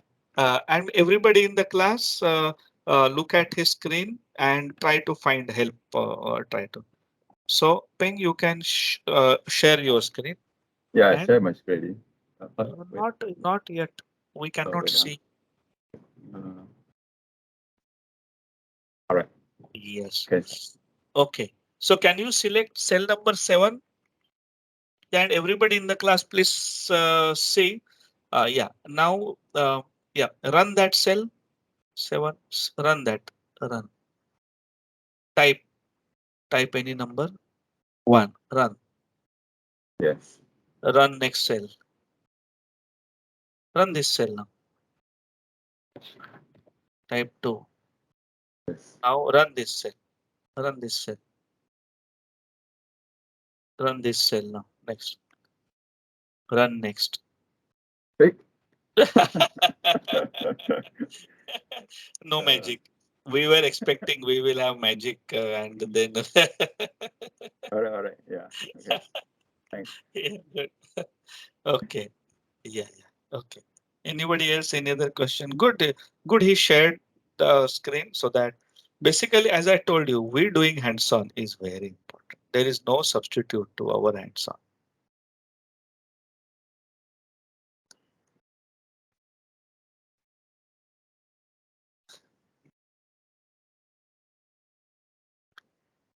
Uh, yes. Come. Come.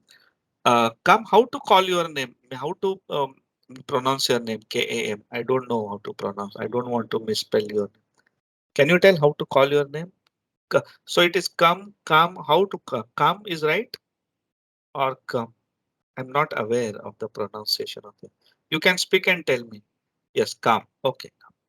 Is it because only yes? What might have happened in case of uh, Peng is that uh, some A or B earlier it was defined somewhere and that value was there in the cache because Jupyter Notebook is a continuous running program. So new value was not converted and something like that. So it was old variable in memory was influencing the output. Yes. Yeah. Okay. Anybody else? Any other question, doubt? This practical discussion is more important. Anybody else? Any other doubt or question? If not, okay, I will proceed further. So, so we were at Elif, then just check anything. So we had studied Elif, and you can have any number of ellipse. So simple if else, if Elif else, if Elif, I can have any number of ellipse, and then basically, okay. I have 2, 3 activities, but not now. We will first complete the if statement I have got activities, but not now. We'll proceed, complete all the topics and then this. So now I will proceed with after if, then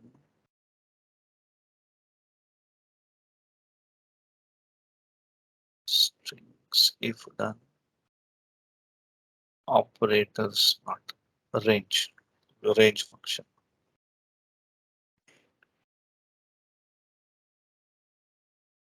Range, very useful. Range.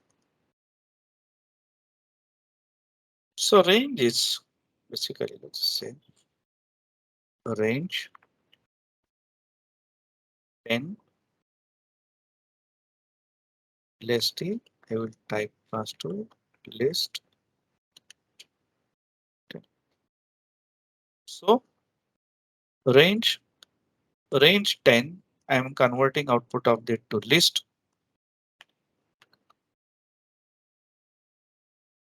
It will create a list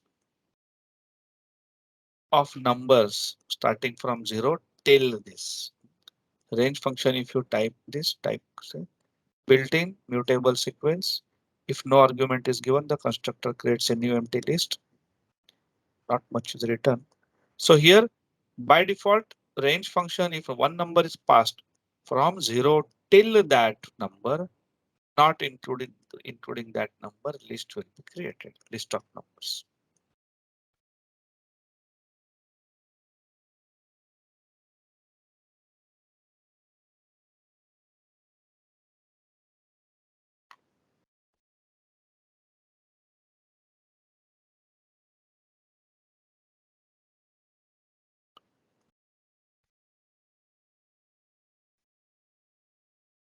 So next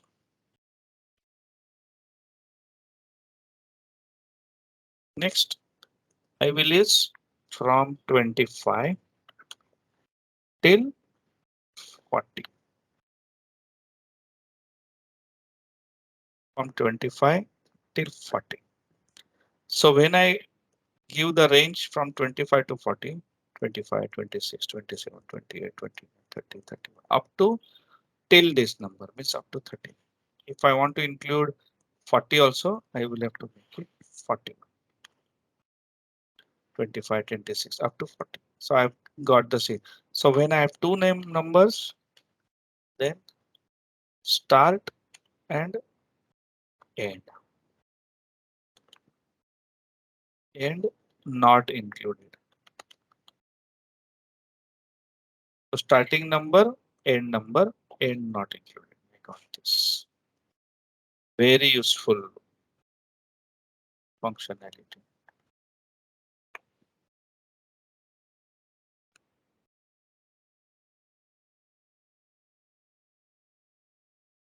Next. Next, if I will say from 20 till 80 in the steps of 5. Here from 20 till 80 in the steps of 5. So 20, 25, 30, 35, 40, 45, 50, 55, 60, 65, 70, 70. So start, end, and step.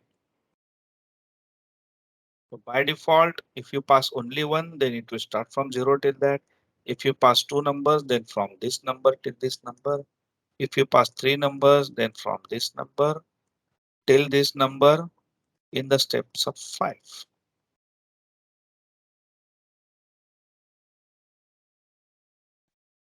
Anybody, any doubt, any question?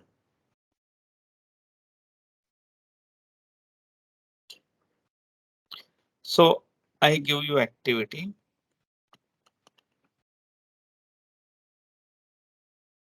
Print one numbers, print a list of numbers for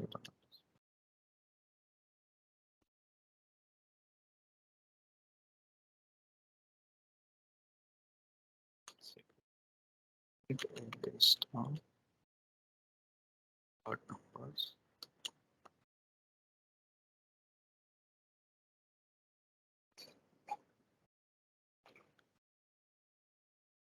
0 to 50. Let's try this.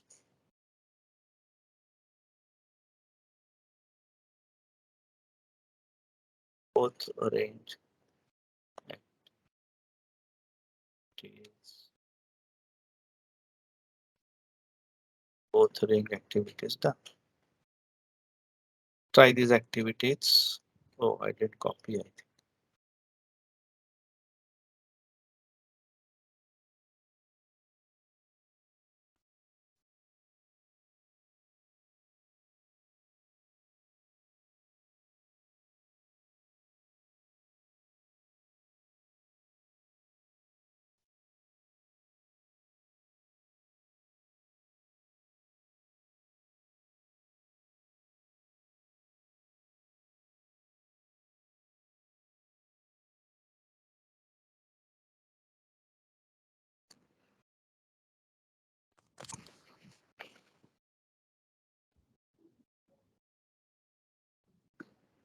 After you are done, you can type both range activities done.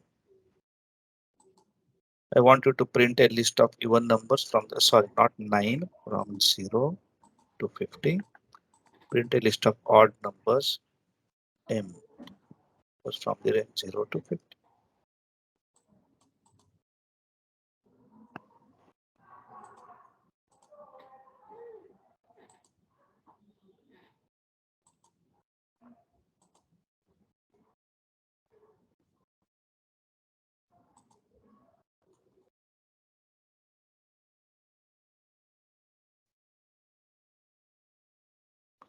Hmm. Yes. Eureka, you are expert in Python. Very good. Activity 1. Now you can proceed to activity 2. Do we need to use if decision if conditional to get the No, odd numbers? No need. no, no need. Only this much. If you are using if, that will be more power, but that is overkill. The range function, by using simple range function, you can do that.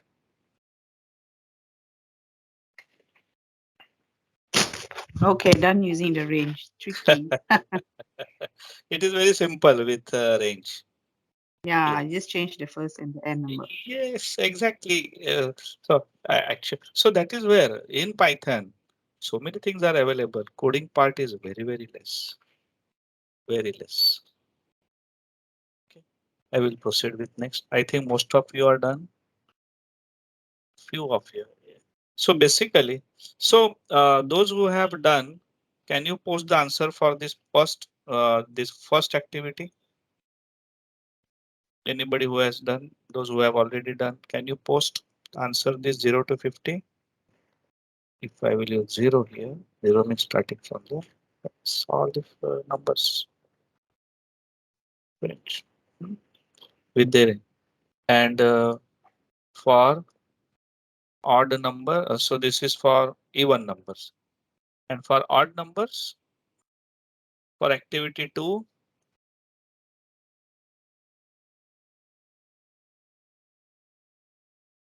for second activity, this is for even numbers. For odd numbers, what is the answer?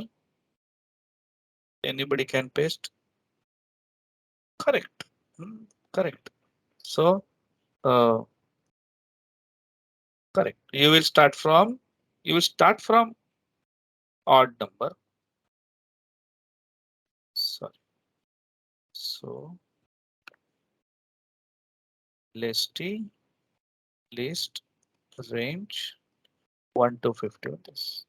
Oh, correct. Perfect. Yes. So here list. So, and by using simple one line statement, you're able to generate a list of, and up to not only one, up to 1 million numbers also you can, just by using this. This is the power of Python. Yeah, no problem. So see, my concern is you have understood the concept or not. Development, first you have to get the solution, then developing ideal solution, better optimization is the next part. So 0 to 2, if I start from 0, it will be even number. If I start from 1, it will be odd number. If start from 0 for odd number, how you can? Wrong. So in this logic, if I want to start, then I have to, and don't worry. So So Isabella, you say 29. What is the question?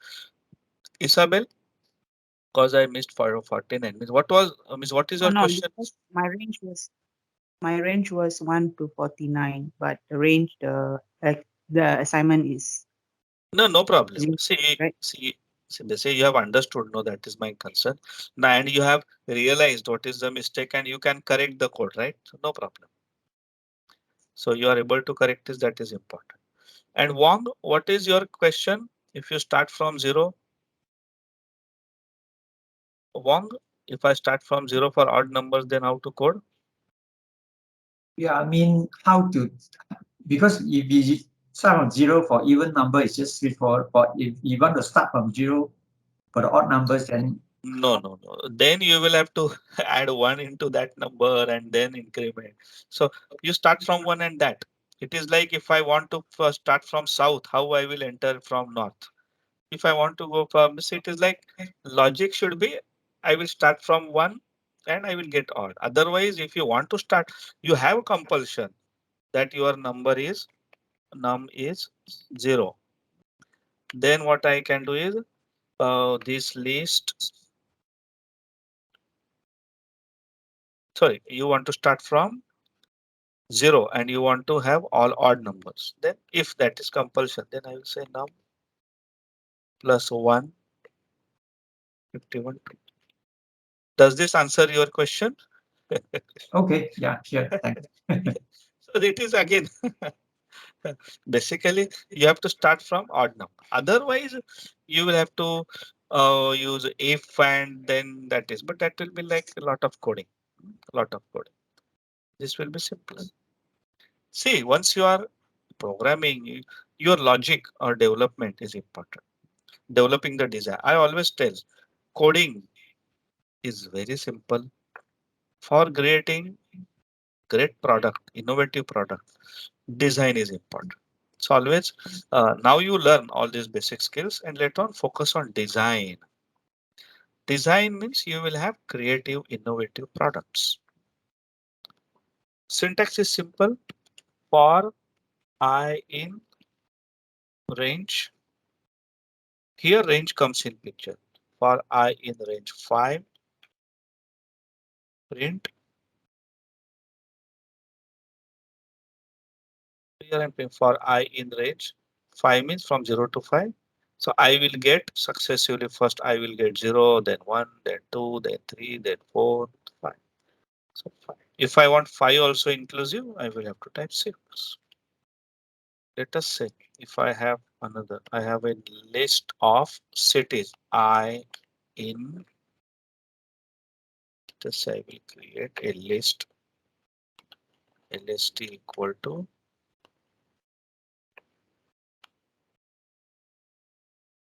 Penang,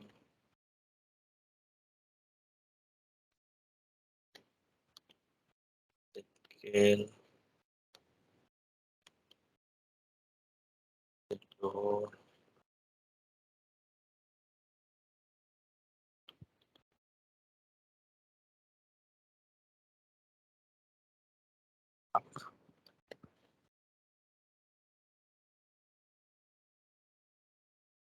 uh, I have list of cities. For I in LST, print my current city is I.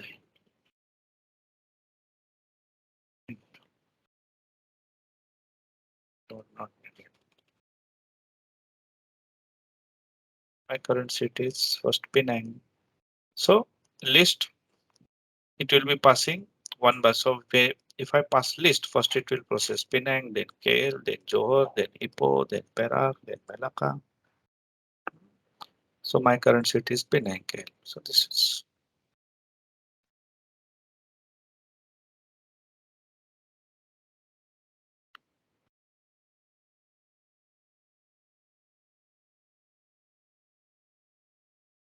so I can pass a list of numbers or list of items or I can pass tuple here or anything, any collection I can pass, it will be printed. Yeah. Then in Python, okay, copy this code to edit it. Yeah. In Python, for has else also. So for I in range 6, print I is not, the else is not for in for normally else will not be part of for loop in C, C++, but in Python we have else in for also. Print for loop completed, for loop completed successfully.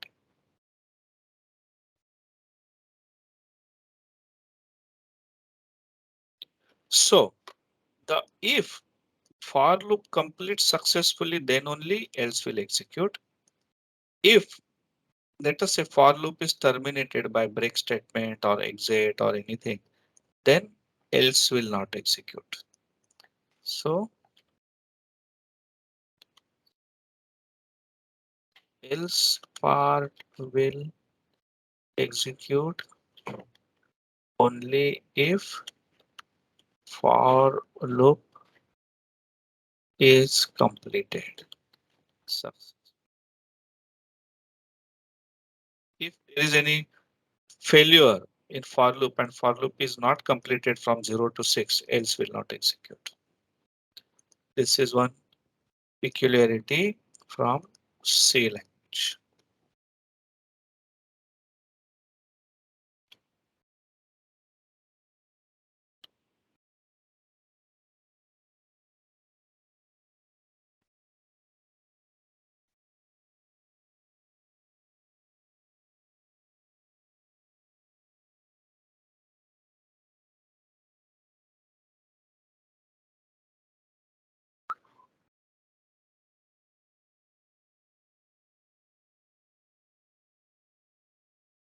Now, see, if I want to print, let us say, my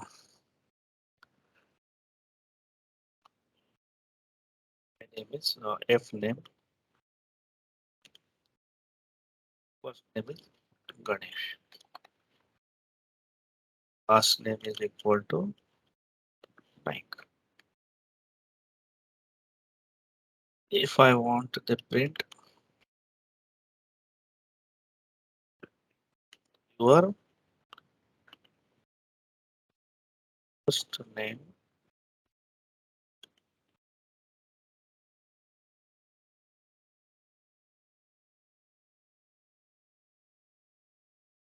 printed 0 and your last name is or okay, no problem. I can use F here and your last name is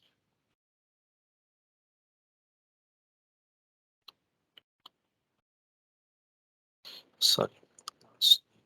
Just give me a moment. Have just 1 second. I want to give one very simple syntax.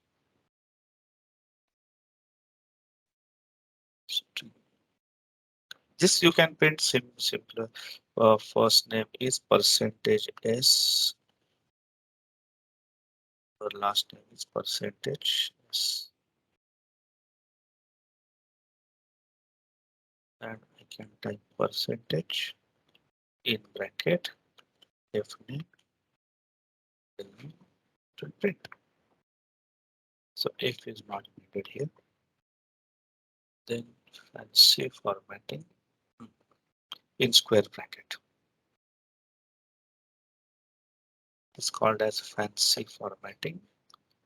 And here I will enclose the text, curly brackets, your last name is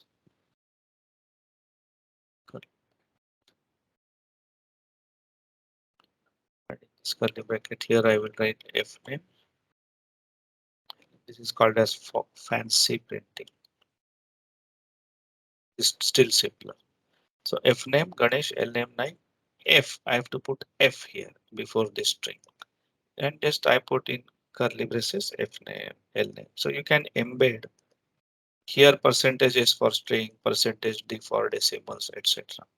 So this is printing various printing statements.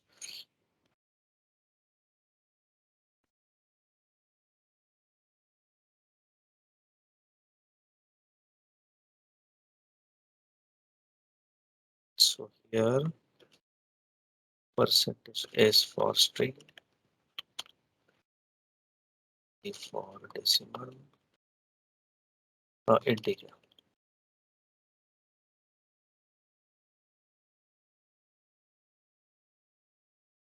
So like percentage X for hexadecimal, etc. There are a lot of things. But if you use this fancy formatting, you just put F and in curly bracket, just type the name of variable equal 1. So various print statements are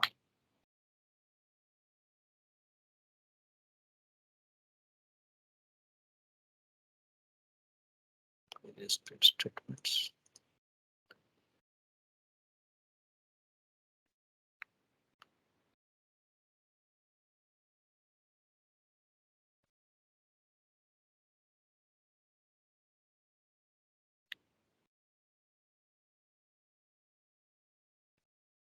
Yeah, understood this. So now, okay, just test this both the various print statements.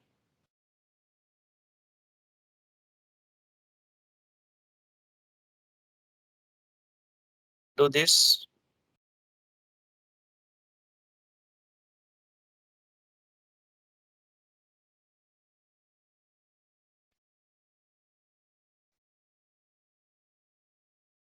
Then I am giving you activity.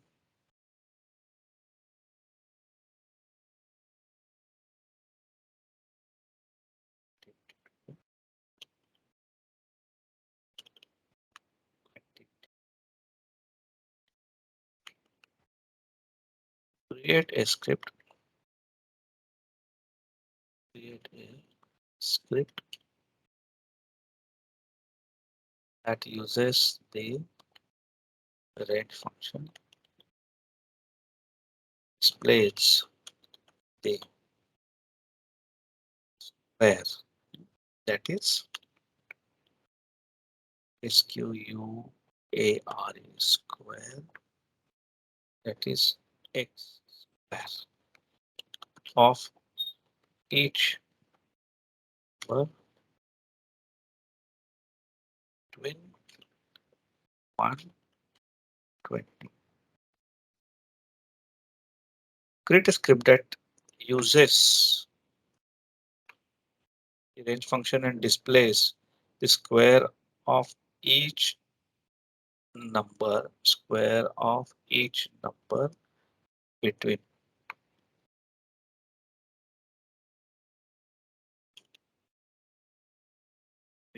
1 to 20. Basically print square table. Square of 1 is 1, square of 2 is 20, square of 3 is 9, like that. So print square table. Basically print square table for 1 to 20. Do this activity. Create a script that uses the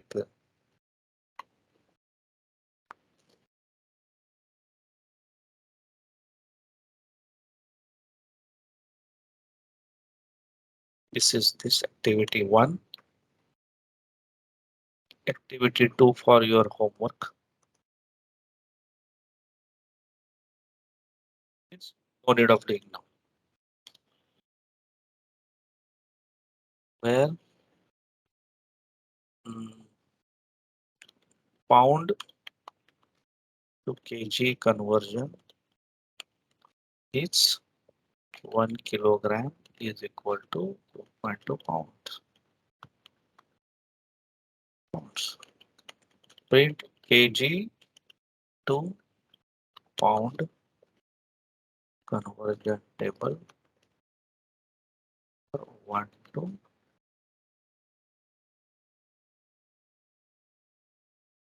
like that. This is homework, so you need not. So do this activity 1 for loop. Proceed with this. Then once you have done activity 1 for loop done.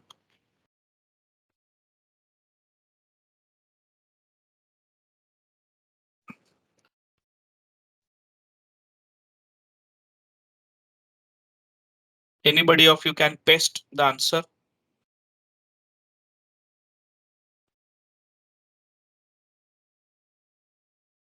Those who have done.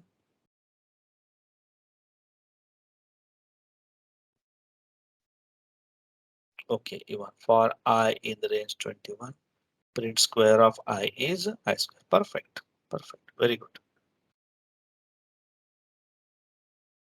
So yes, we also done.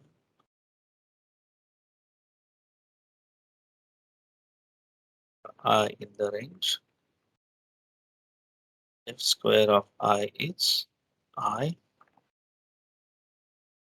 indentation.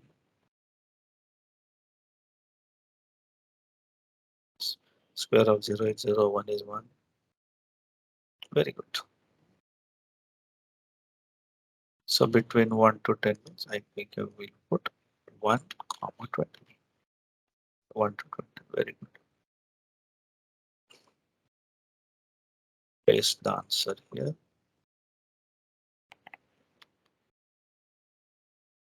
You have the answer.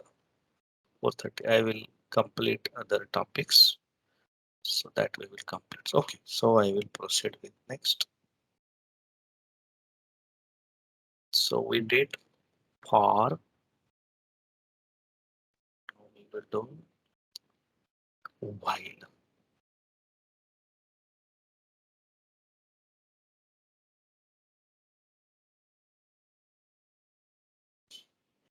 Iterations with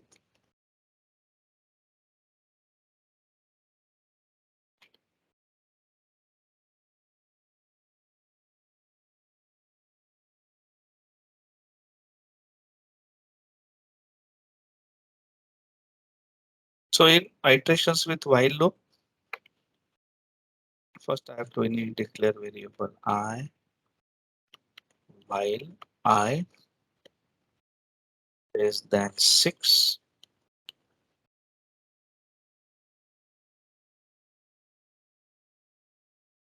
I is less than 6. Print I in increment I is equal to I plus 1.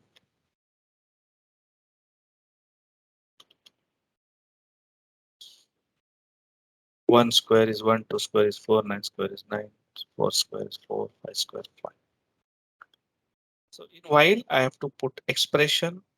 So logic of iteration by for is different and logic of iteration by while is decision based. Where did you type your while activity? Eureka, you are asking, you lost for a while is mine. Yeah, yes, correct. Ha, activity 1. Correct, your activity is correct. Eureka, your activity is correct. Question. Using break.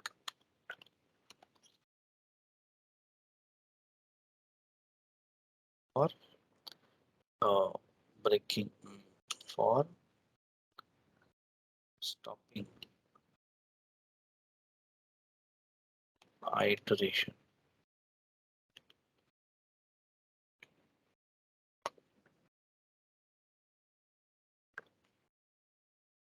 Using break for stopping iterations.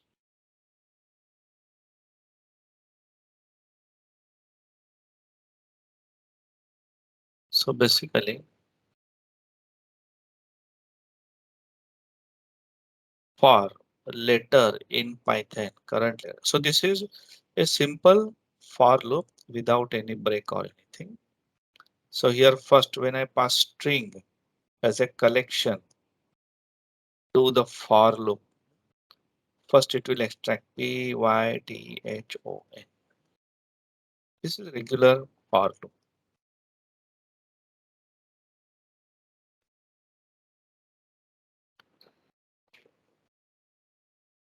Then if I want to control the loop, means after certain activity, you want to exit the for loop. Let us say you want to search certain item and there are millions of items. Out of that millions of items, you are searching one item. Once you find that, why you will continue searching? So while searching, if you find something, you will just break the loop and continue to next activity rather than even after you have found the solution or for the problem, why you will continue iteration in that case. For example, if letter is equal to H, if I'm searching H till H letter is encountered, I will continue. Then I will break, else I will continue. Here, first P will be passed. P is not equal to H, P will be printed, Y will be printed, Y is not printed, Y is printed, T will be printed. When H is will be the letter, if H is there, break. Means what? For loop will be terminated and it will continue with that. Break will terminate the for loop, but it will continue with the script. Very, very useful property. Very, very useful property.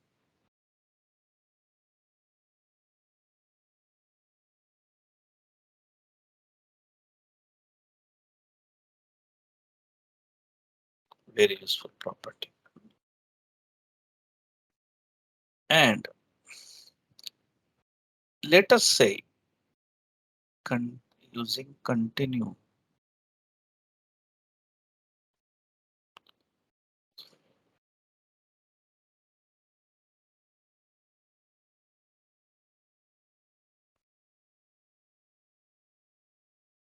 Part of a for loop.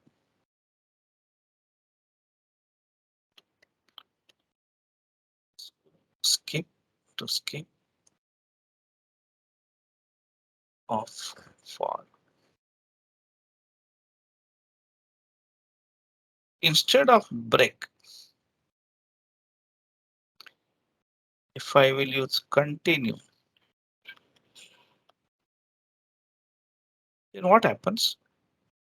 P, Y, T, when H is encountered, continue means it will continue with next iteration. So next part of loop will be skipped. So continue and will skip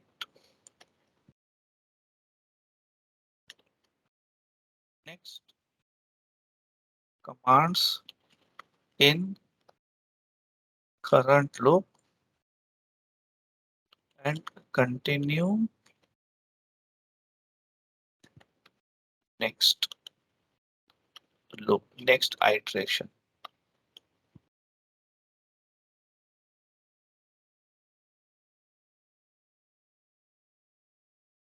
The continue statement. So PYT H, when H is encountered, it will skip next part of this, the next part of this this loop, for loop, and it will continue with next iteration.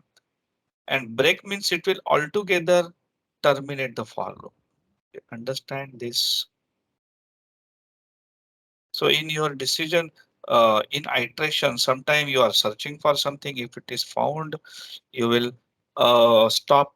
Sometime if something is found, you will not do further processing and continue with the next activity. These are very common requirements in programming.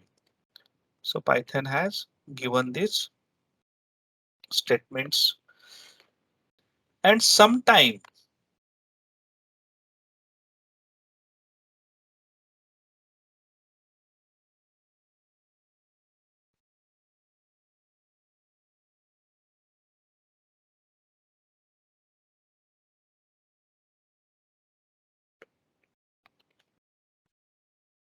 using pass.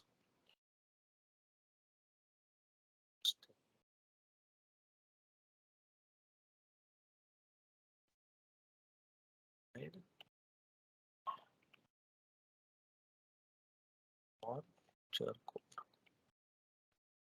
using pass statement.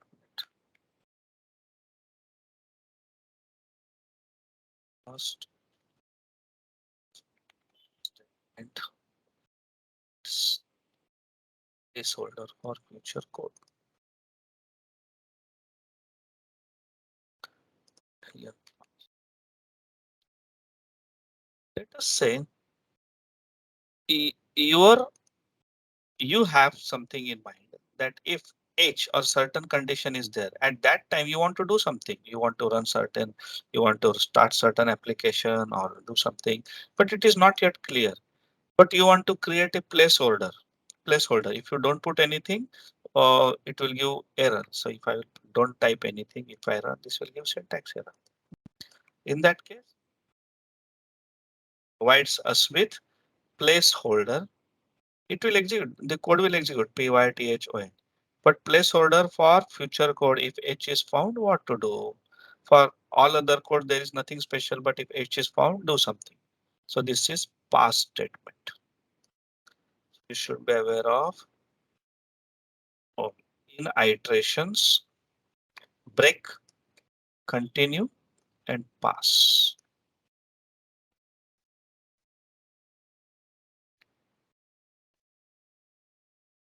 So I have covered most of the topics. If you have any questions, please let me know.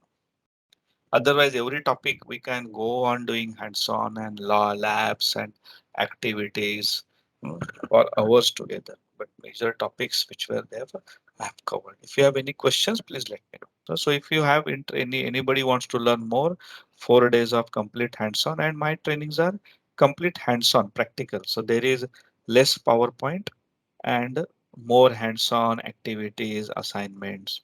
So from practical, and if you have any projects in your mind, we can discuss those projects during the training also, so that I can guide you which libraries to use, how to complete. So practically, so our all trainings will be practical oriented.